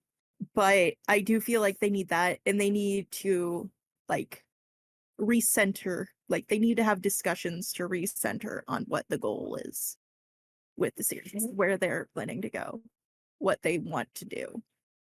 Because what they have been doing, like I said, it's been very inconsistent because, we mentioned earlier with like that whole Bayonetta influence thing, like Capcom was like, oh, that sold really well. So let me go ahead and we're going to copy your homework here real quick, but we're going to change it just a little bit. Uh, and so it it needs to, and I say this a lot with game development, it needs to be, yes, there's still corporate oversight, yes, there's still money, but it needs to be creativity and story first. And so I feel it a lot with a lot of games. Like, and this is also with pro wrestling, not to go on a random tangent, but like for WrestleMania, if you saw it, they're possibly going to Saudi with it. Not this upcoming year, but the next year. And they're talking about doing a Vegas residency with it so that they can make money like old retired musicians who can't tour anymore do. And it feels icky when there is nothing but corporate greed and you can feel it and you're chasing trends instead of actually trying to give fans something good. And that is all I have to say on that question. I'll keep mine brief. It's pretty much what most of the panel has echoed before. Uh, but I will say again, if you, I think one interesting sort of tidbit to add as an addition to this is Capcom has just literally created, and I compare this equivalent to what they did in RE5, where they decided to say, oh, now bioterrorism is global because Wesker got bored and sold all the viruses on the black market. And that was a potential to create more of a meta series, to have more stories, and to, once again, like I said before, and it's gonna get tired out, but I said it before, I'll say it again, fill in the blanks. Well, they created another thing like this with Village, because we have that long ass epilogue where Rose grows up, and then in the gap there's 15 or 16 years of Resident Evil that has not been explored yet.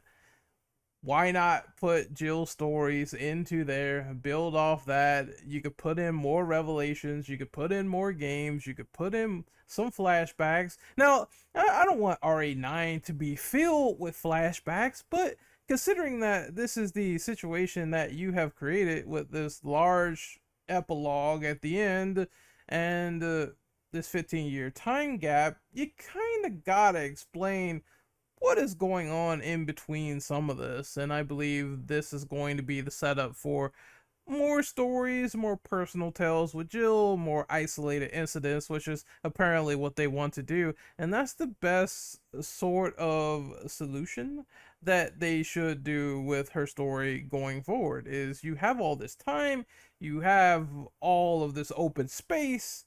I think it's about time to use it to your benefit and offer up some more characterization that could go in a dramatic direction. And like I said before, I think Capcom is not really trying to be too unorthodox with Resident Evil because they know that what works is to keep it straightforward, but I think we need some twists and turns in the story, and honestly, that could tie in with Jill too to keep it very interesting. Let's see some dramatic character changes that we never thought would have happened before or would have even seen coming. One of the things that I liked about RE5 a lot, even though there are some people that really didn't like this choice and decision when they made it because they were confused and they were like, what the fuck is going on?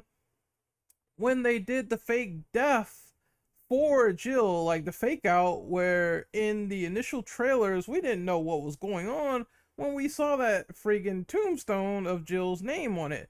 And they were alluding to the fact, yes, Jill's dead in this game, and everyone's going berserk and crazy, and we don't know what's going on. Like, if you take out in your mind that she survives, everyone was like, no way they did this.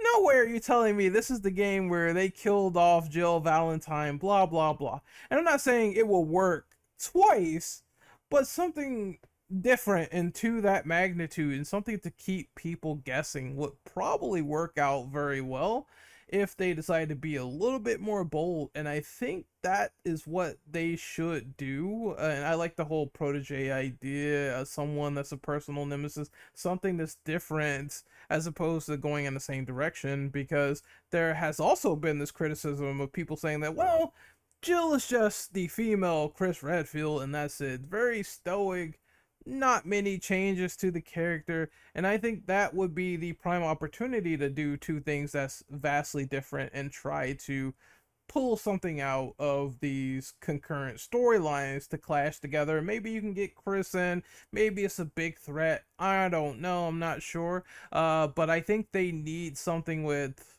gravitas in order to make her story interesting in the future, and that's what I would personally want if they do something like that.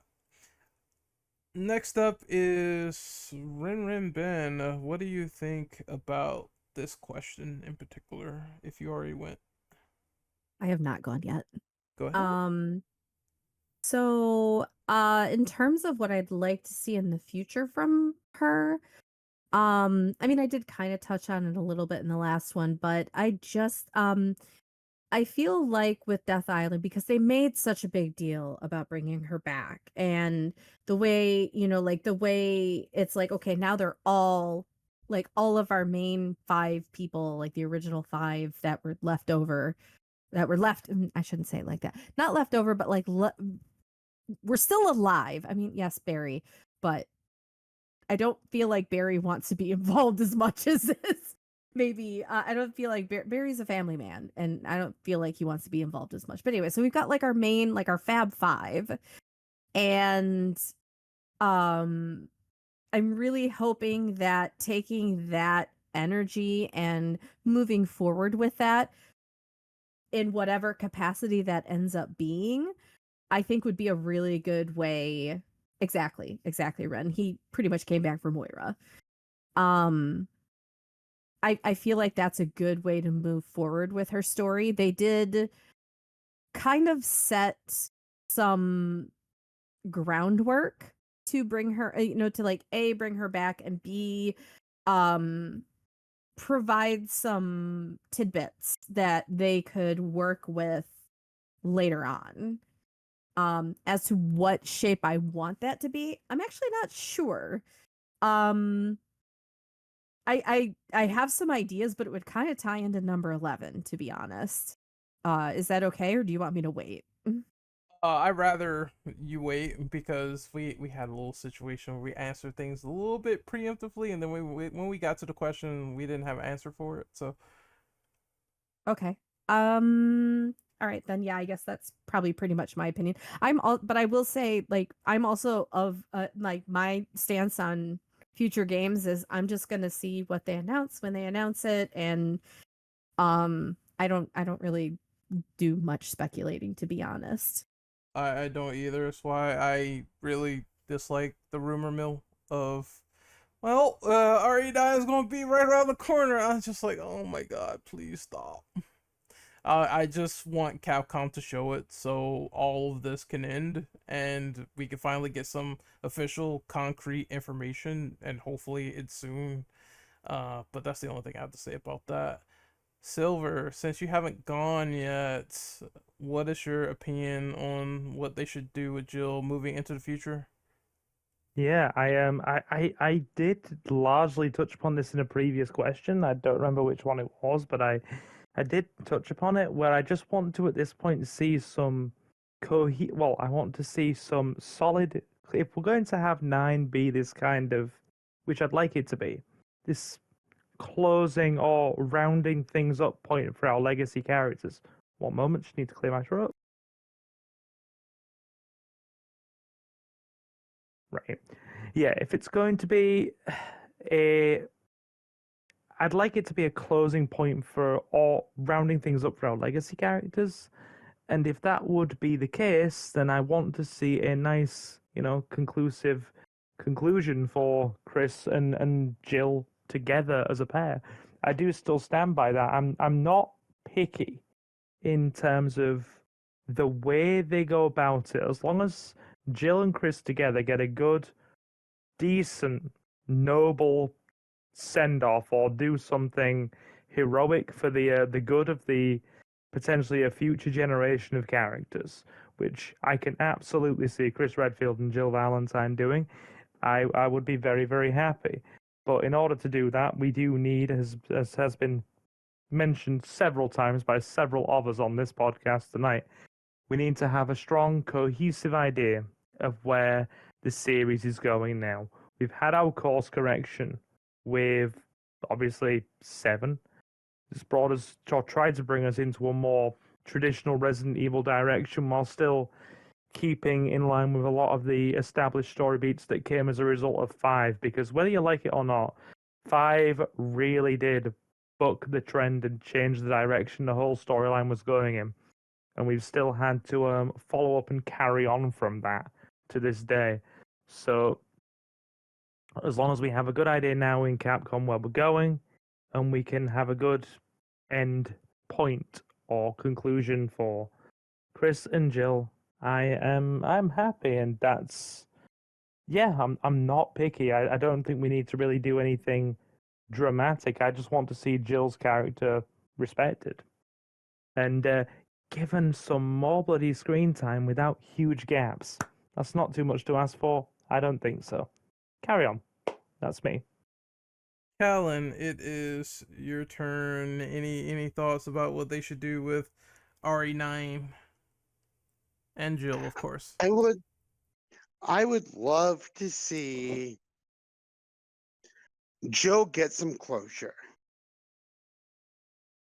That's really it. Just give Jill closure. If we're gonna retire the character, let's give her some closure. Let's give her a happy ending.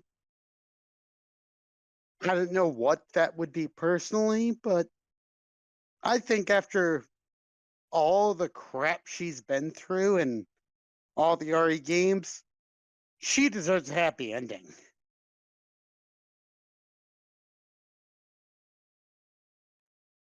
And is that it for your answer to that question? Yep. I just think Jill deserves a happy ending.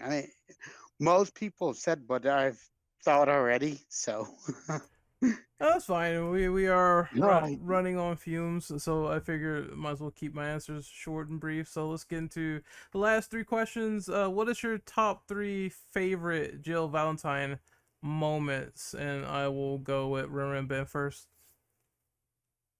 Okay. So top 3 Jill Valentine moments. See, we'll go backwards. So 3, uh actually I can only really think of 2 that are just like my absolute favorites. So we'll just go with 2. Because I like a lot of things about Jill, but number 2 is going to be the Jill sandwich, and number 1, which may be controversial, but I will forever love "Bitch Can't Even Swim." Because I actually thought it was a joke line that somebody had, like, that it wasn't even from the game the first time I heard it. Because I heard it outside of the game. But it never ceases to make me giggle.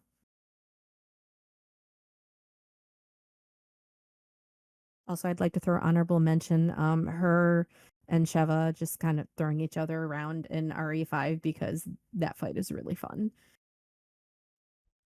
Trying to think. I think I have a few of them. I'm always gonna say, you want stars? I'll give you stars as she blows Nemesis away with the rifle.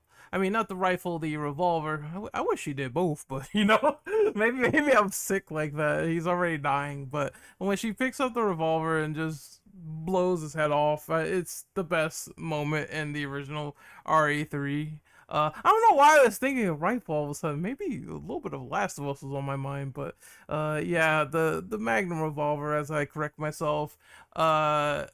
I'm trying to think of what else. I also like when she killed him with the finger as well. I hate that they call it that, the stupid electric cannon that they blow Nemesis away with in the remake. That was kind of cool. Where she says, "Take the fucking hints." What else? I did think that intro scene of her showing up in RE5 was also amazing. So maybe that counts as 3, where Wesker says, "Oh, she is the one and only," and Chris is like flabbergasted as he takes a launch kick to the face, and Jill just jumps on top of him and kicks him into the ground. I just think that cutscene is kind of funny. Like, I love the line, and then when Chris is getting beaten to a pulp by her, I just think that is absolute comedy gold. So those are It is my, very well animated. yeah, it's very well animated, and I'm just like, oh, how are the first thing I thought was, how are they gonna be Wesker and Jill at the same time? It's kind of amazing. Like, everything's pondering in your mind at that rate. But those are my top three favorite moments of hers. If I had an honorable mention, I would say probably the time where she snapped the zombie's neck with a short skirt in Umbrella Chronicles. It's just funny and stupid.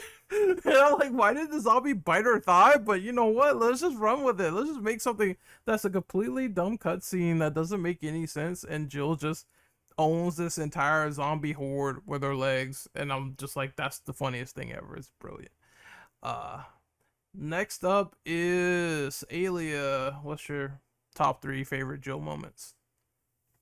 I mean, I still have this rapid fire from when we did RE remake versus original RE3.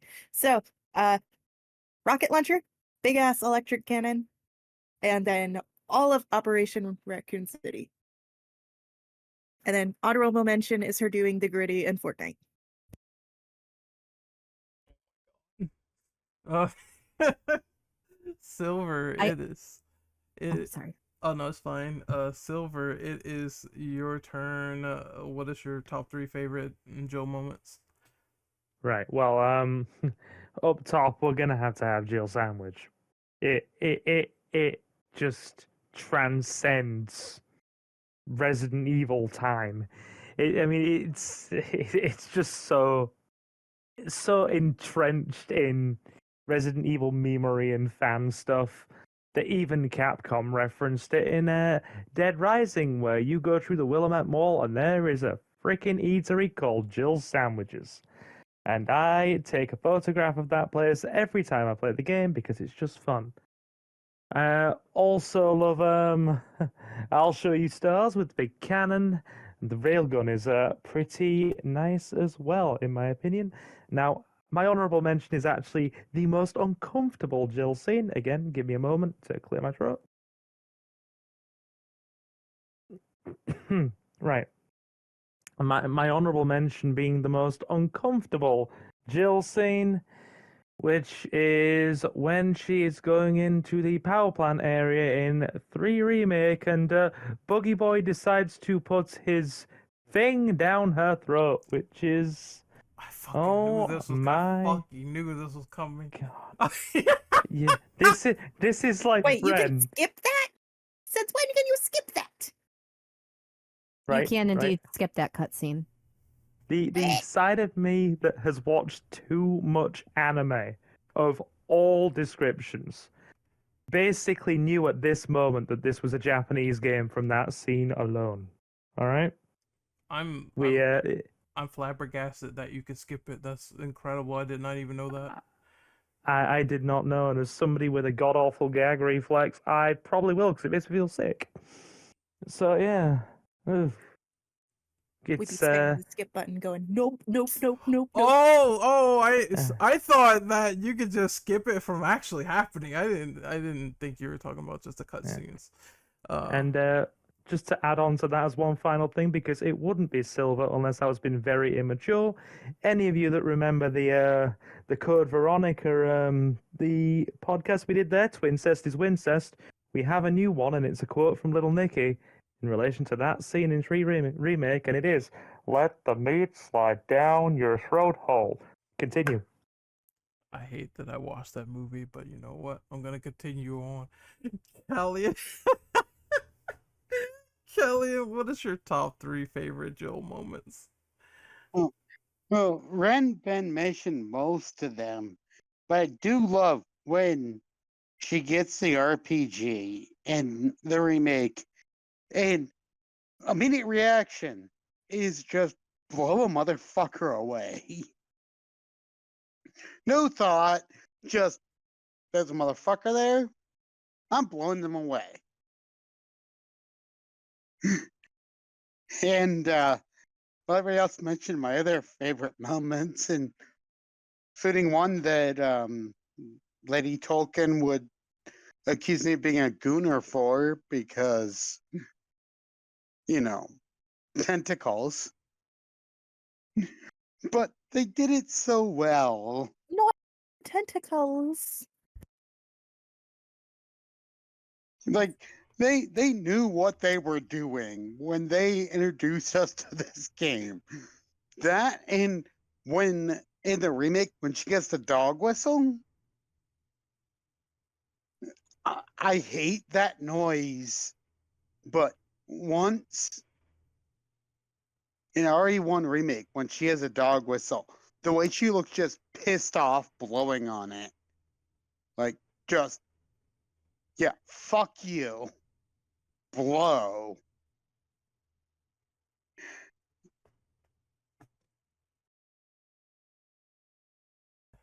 God damn it. There we go. Ren Ben, you said you had another number 3 before we move on. Yes, yes, I do. So I had mentioned number 1 for me was Bitch Can't Even Swim. Number 2 was Jill Sandwich. Number 3 is actually when you shove that rail cannon in Nemesis's mouth in Resident Evil 3 Remake, because if anybody has ever played Inferno, when you finally get through that damn fight, it feels so good to shove that thing in his mouth. I hate That Mr. is very Unga I hate him. But After seeing him pound the ground and you just die to 2 hits, I just got so tired of that. That fight does not scare me like it used to, but it's for anybody who's not familiar with that fight on Inferno, if you have not had the pleasure of doing that yet, basically when he slams the ground, he's faster and he does them in rapid fire succession. He has a couple different patterns, but the main one that was getting me the most was when he does it 4 to 8 times in a row, and you have to have perfect timing.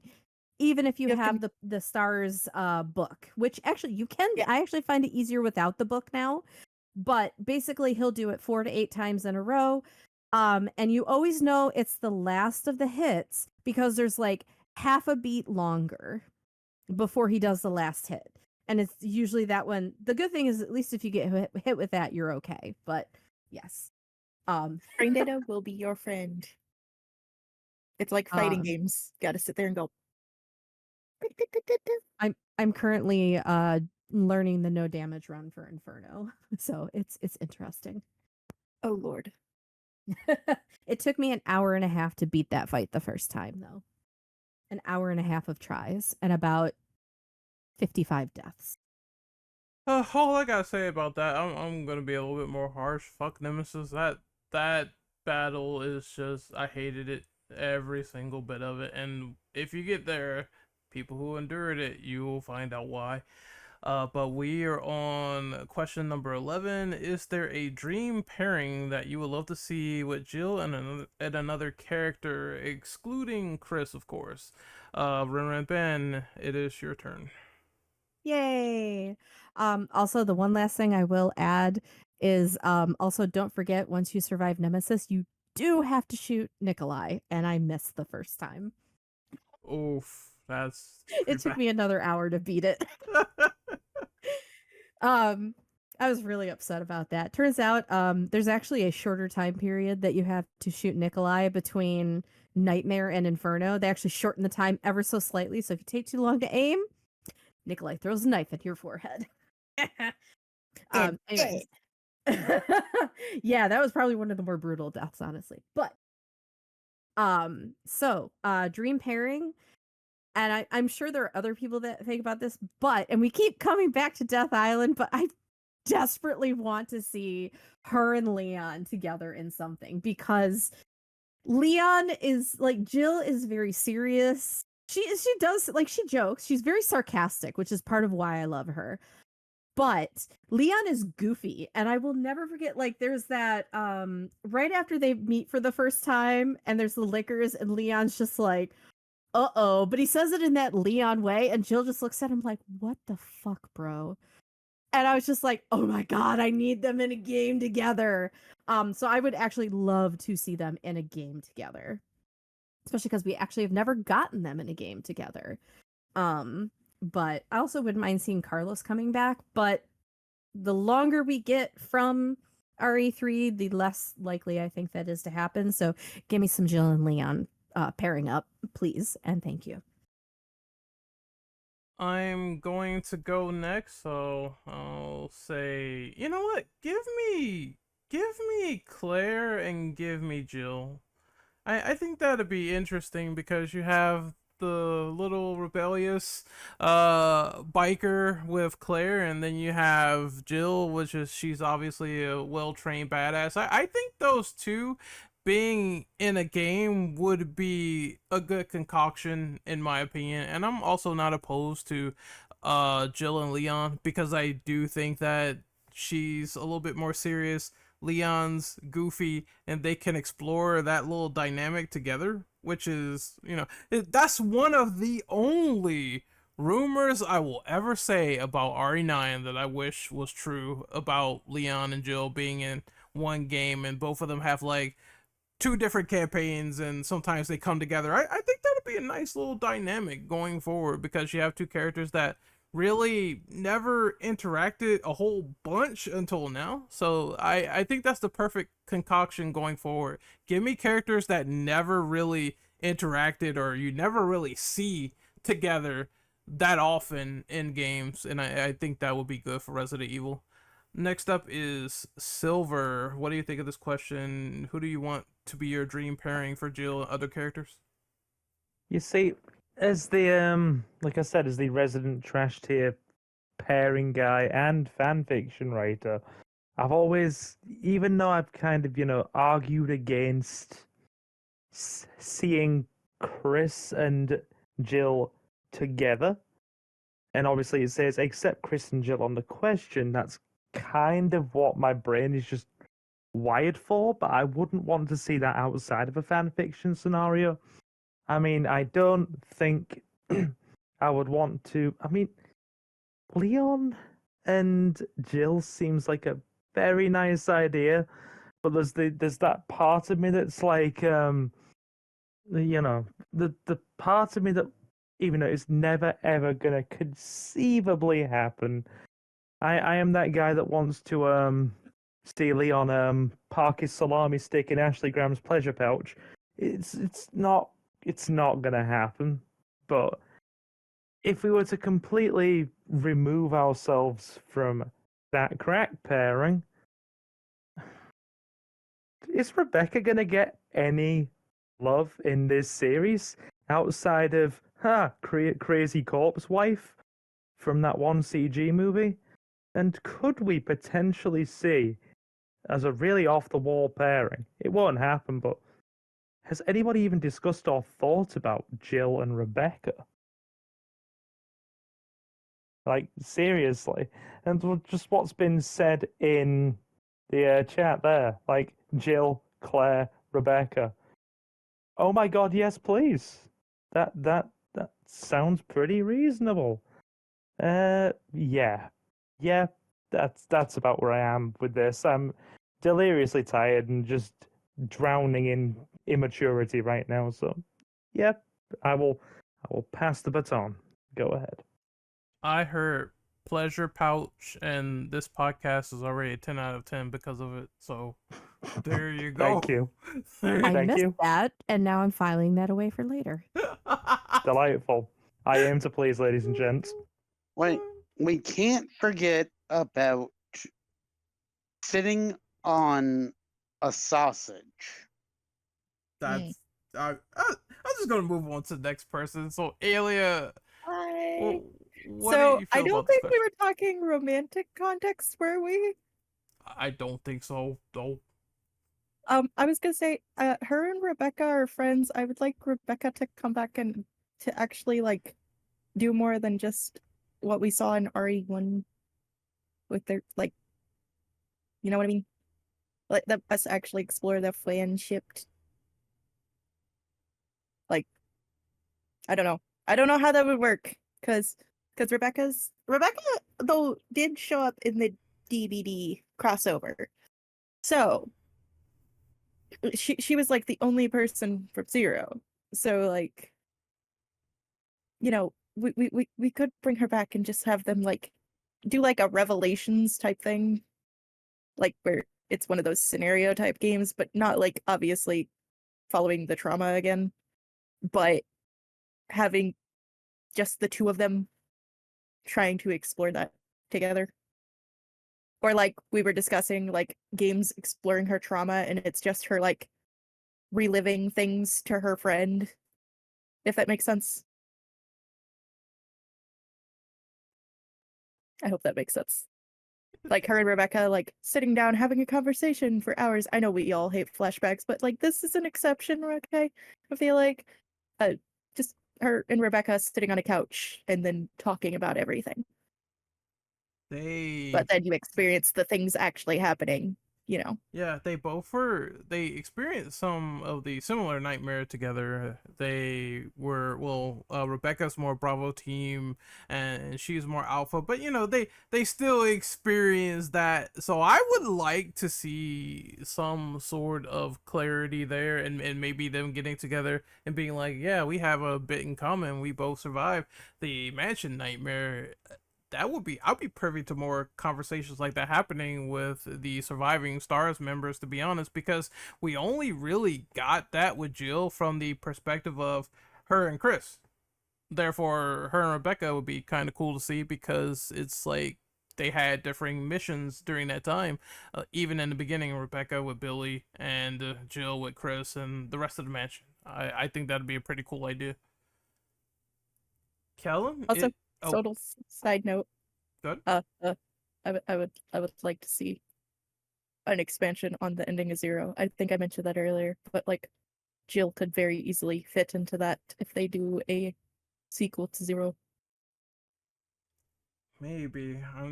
It just depends. So Look, like I hate cliffhangers, and they left it on a cliffhanger, and it's been 20 some years. I think they need to explain where exactly she found Richard. I think that'd be a cooler ending to Zero than what we saw with the spider web and going to the mansion, because they sort of tease that in Umbrella Chronicles. And But it just makes me breathe. mhm, I agree. That should be the ending point when Richard is bitten and she's there trying to, console him, and there's no help coming. But obviously there is later on. Anyway, Colin, it is your turn for this question. I think personally, Jill and Leon, because they both went through some shit and would just sit down, crack a beer, and be like, what the fuck did we just go through? Because they both went through the T virus together. They would just be like, what the hell happened? Why did this happen? And then want to forget it all happened. Oh, real quick, honorable mention. I think Jill and Sherry will be pretty cool too, because older, dynamic, and then teaching the younger person some of the ropes and finding out a bit about the G virus. That'd be kind of interesting since they have two differing viruses inside of them. They could talk about that, We have could, a dialogue conversation. we could also learn more about the experiments then, because these file folders are really annoyingly vague. That too, and maybe Amen to that. no one really talks about this, but I'm gonna throw this out there. Jill's opinion on the U.S. government, and maybe Sherry explains a little bit of the things they've been doing. Because if you obviously know about the government at this point, you know they are one of the most corrupt motherfuckers on the face of the earth with Resident Evil, with some of the things they've been Mm. doing. Therefore, Oh I yeah, would like, only in Resident Evil. yeah, I would like to Just, hear Jill's opinion. just Resident Evil? Well, I mean, I work for the government. I have to talk about the context of the game, since that's the subject we're talking about, obviously. But we know real life stuff, that's a whole different subject. We Also, had to make the joke. You left it there with the pause. no, no, no, Yeah. no, I know. I just I wasn't had done. to. I wasn't done. I wasn't done. But we will move on to the last question here. Unless Ben, were you trying to say something, or? I don't think so. Okay, well, we're on the final question, and that is, who is the best Jill voice actor in your honest opinion? As a bonus, what did you think of the live action actors who portrayed the character? And I will go with Alia first. Are y'all gonna hate me if I say the Japanese voice actress who's been playing her for like 20 years? No, that's fine. That counts. Okay, then Patricia.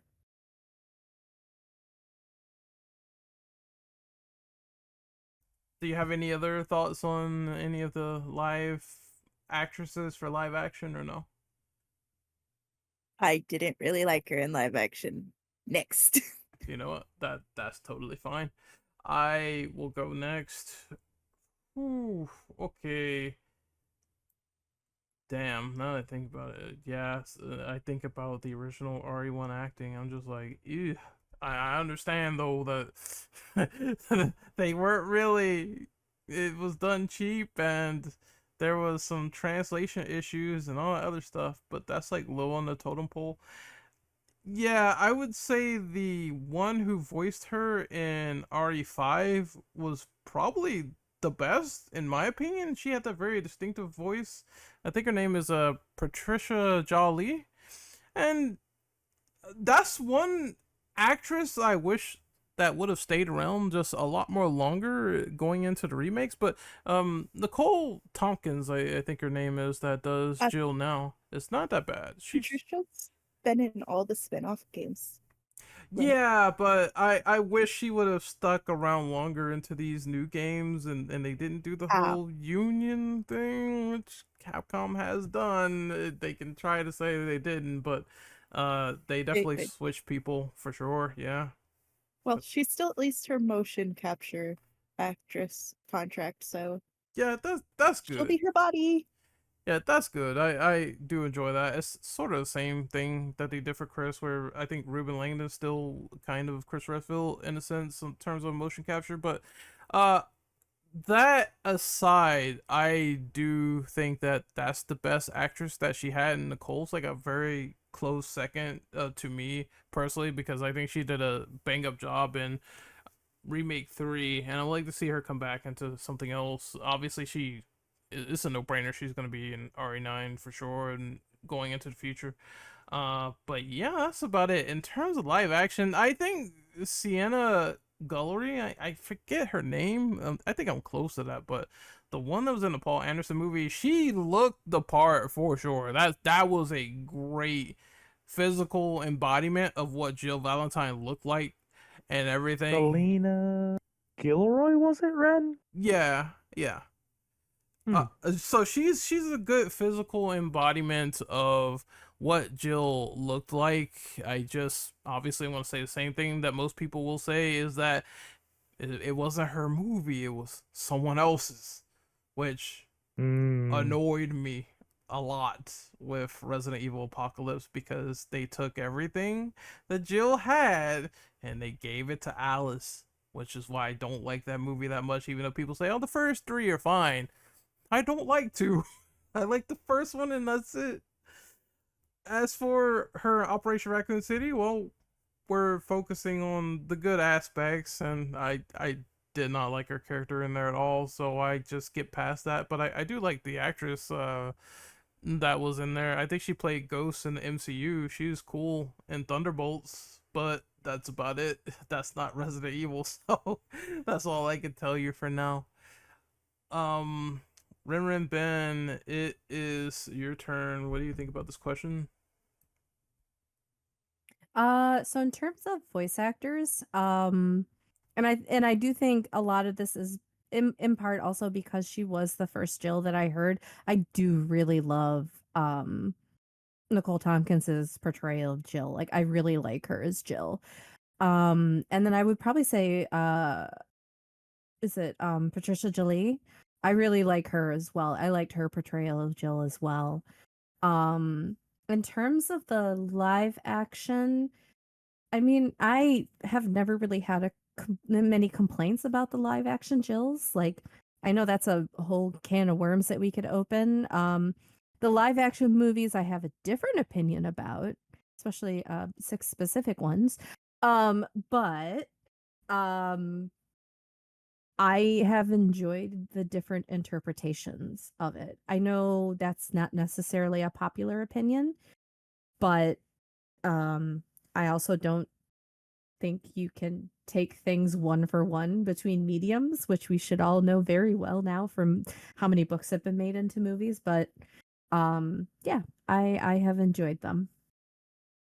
Yeah, I can go into a whole spiel about that, but I'm not going to. I will say I do feel there are people that are like, well, they changed one little thing about this adaptation, even if it's good, they'll go on a bit of a binge, a psycho binge, and I'm just like, I think I can see it working if it is in line with the character or what they will do, or it adds a little bit more context that is interesting. That's the only thing I'm gonna say about that. But Silver, it is your turn. Do you have any favorite Jill voice actors or live action actors? Well, I'm at the point now where my brain is pretty much shut off on account of it being 3 a.m. A zombie? But I yeah, pretty much. I I do like Jill's voice actress from one remake quite a bit. I do not know the name of her though. Anybody lend a hand on that one? I For suck. which one? I Anybody? suck. I don't Uh, know. Remake one, Jill, her voice Remake actress. one. Oh, I don't remember. I'm drawing a I mean, blank either too. way, yeah. Either way, I do like her, and she is my favorite, Heidi and I Anderson, and she only stuck thank around you, for that game. which is a shame because I really liked her. I mean, I've got no overall gripes in terms of voice, actresses. My gripe is the whole union thing, but we're not gonna get into that one here. Yeah, she was good. She was Jill. I think that's my last bit of input. I'm going to switch my brain off now and save what I have left for the outro. Thank you. Gallian, you are the last one up for the final question. What do you think of the Jill voice actors over time? Which is your favorite? And do you have any opinion on the live action actors? I think the live action actors had bad scripts. They weren't bad actresses, just bad scripts. But as far as my favorite VA,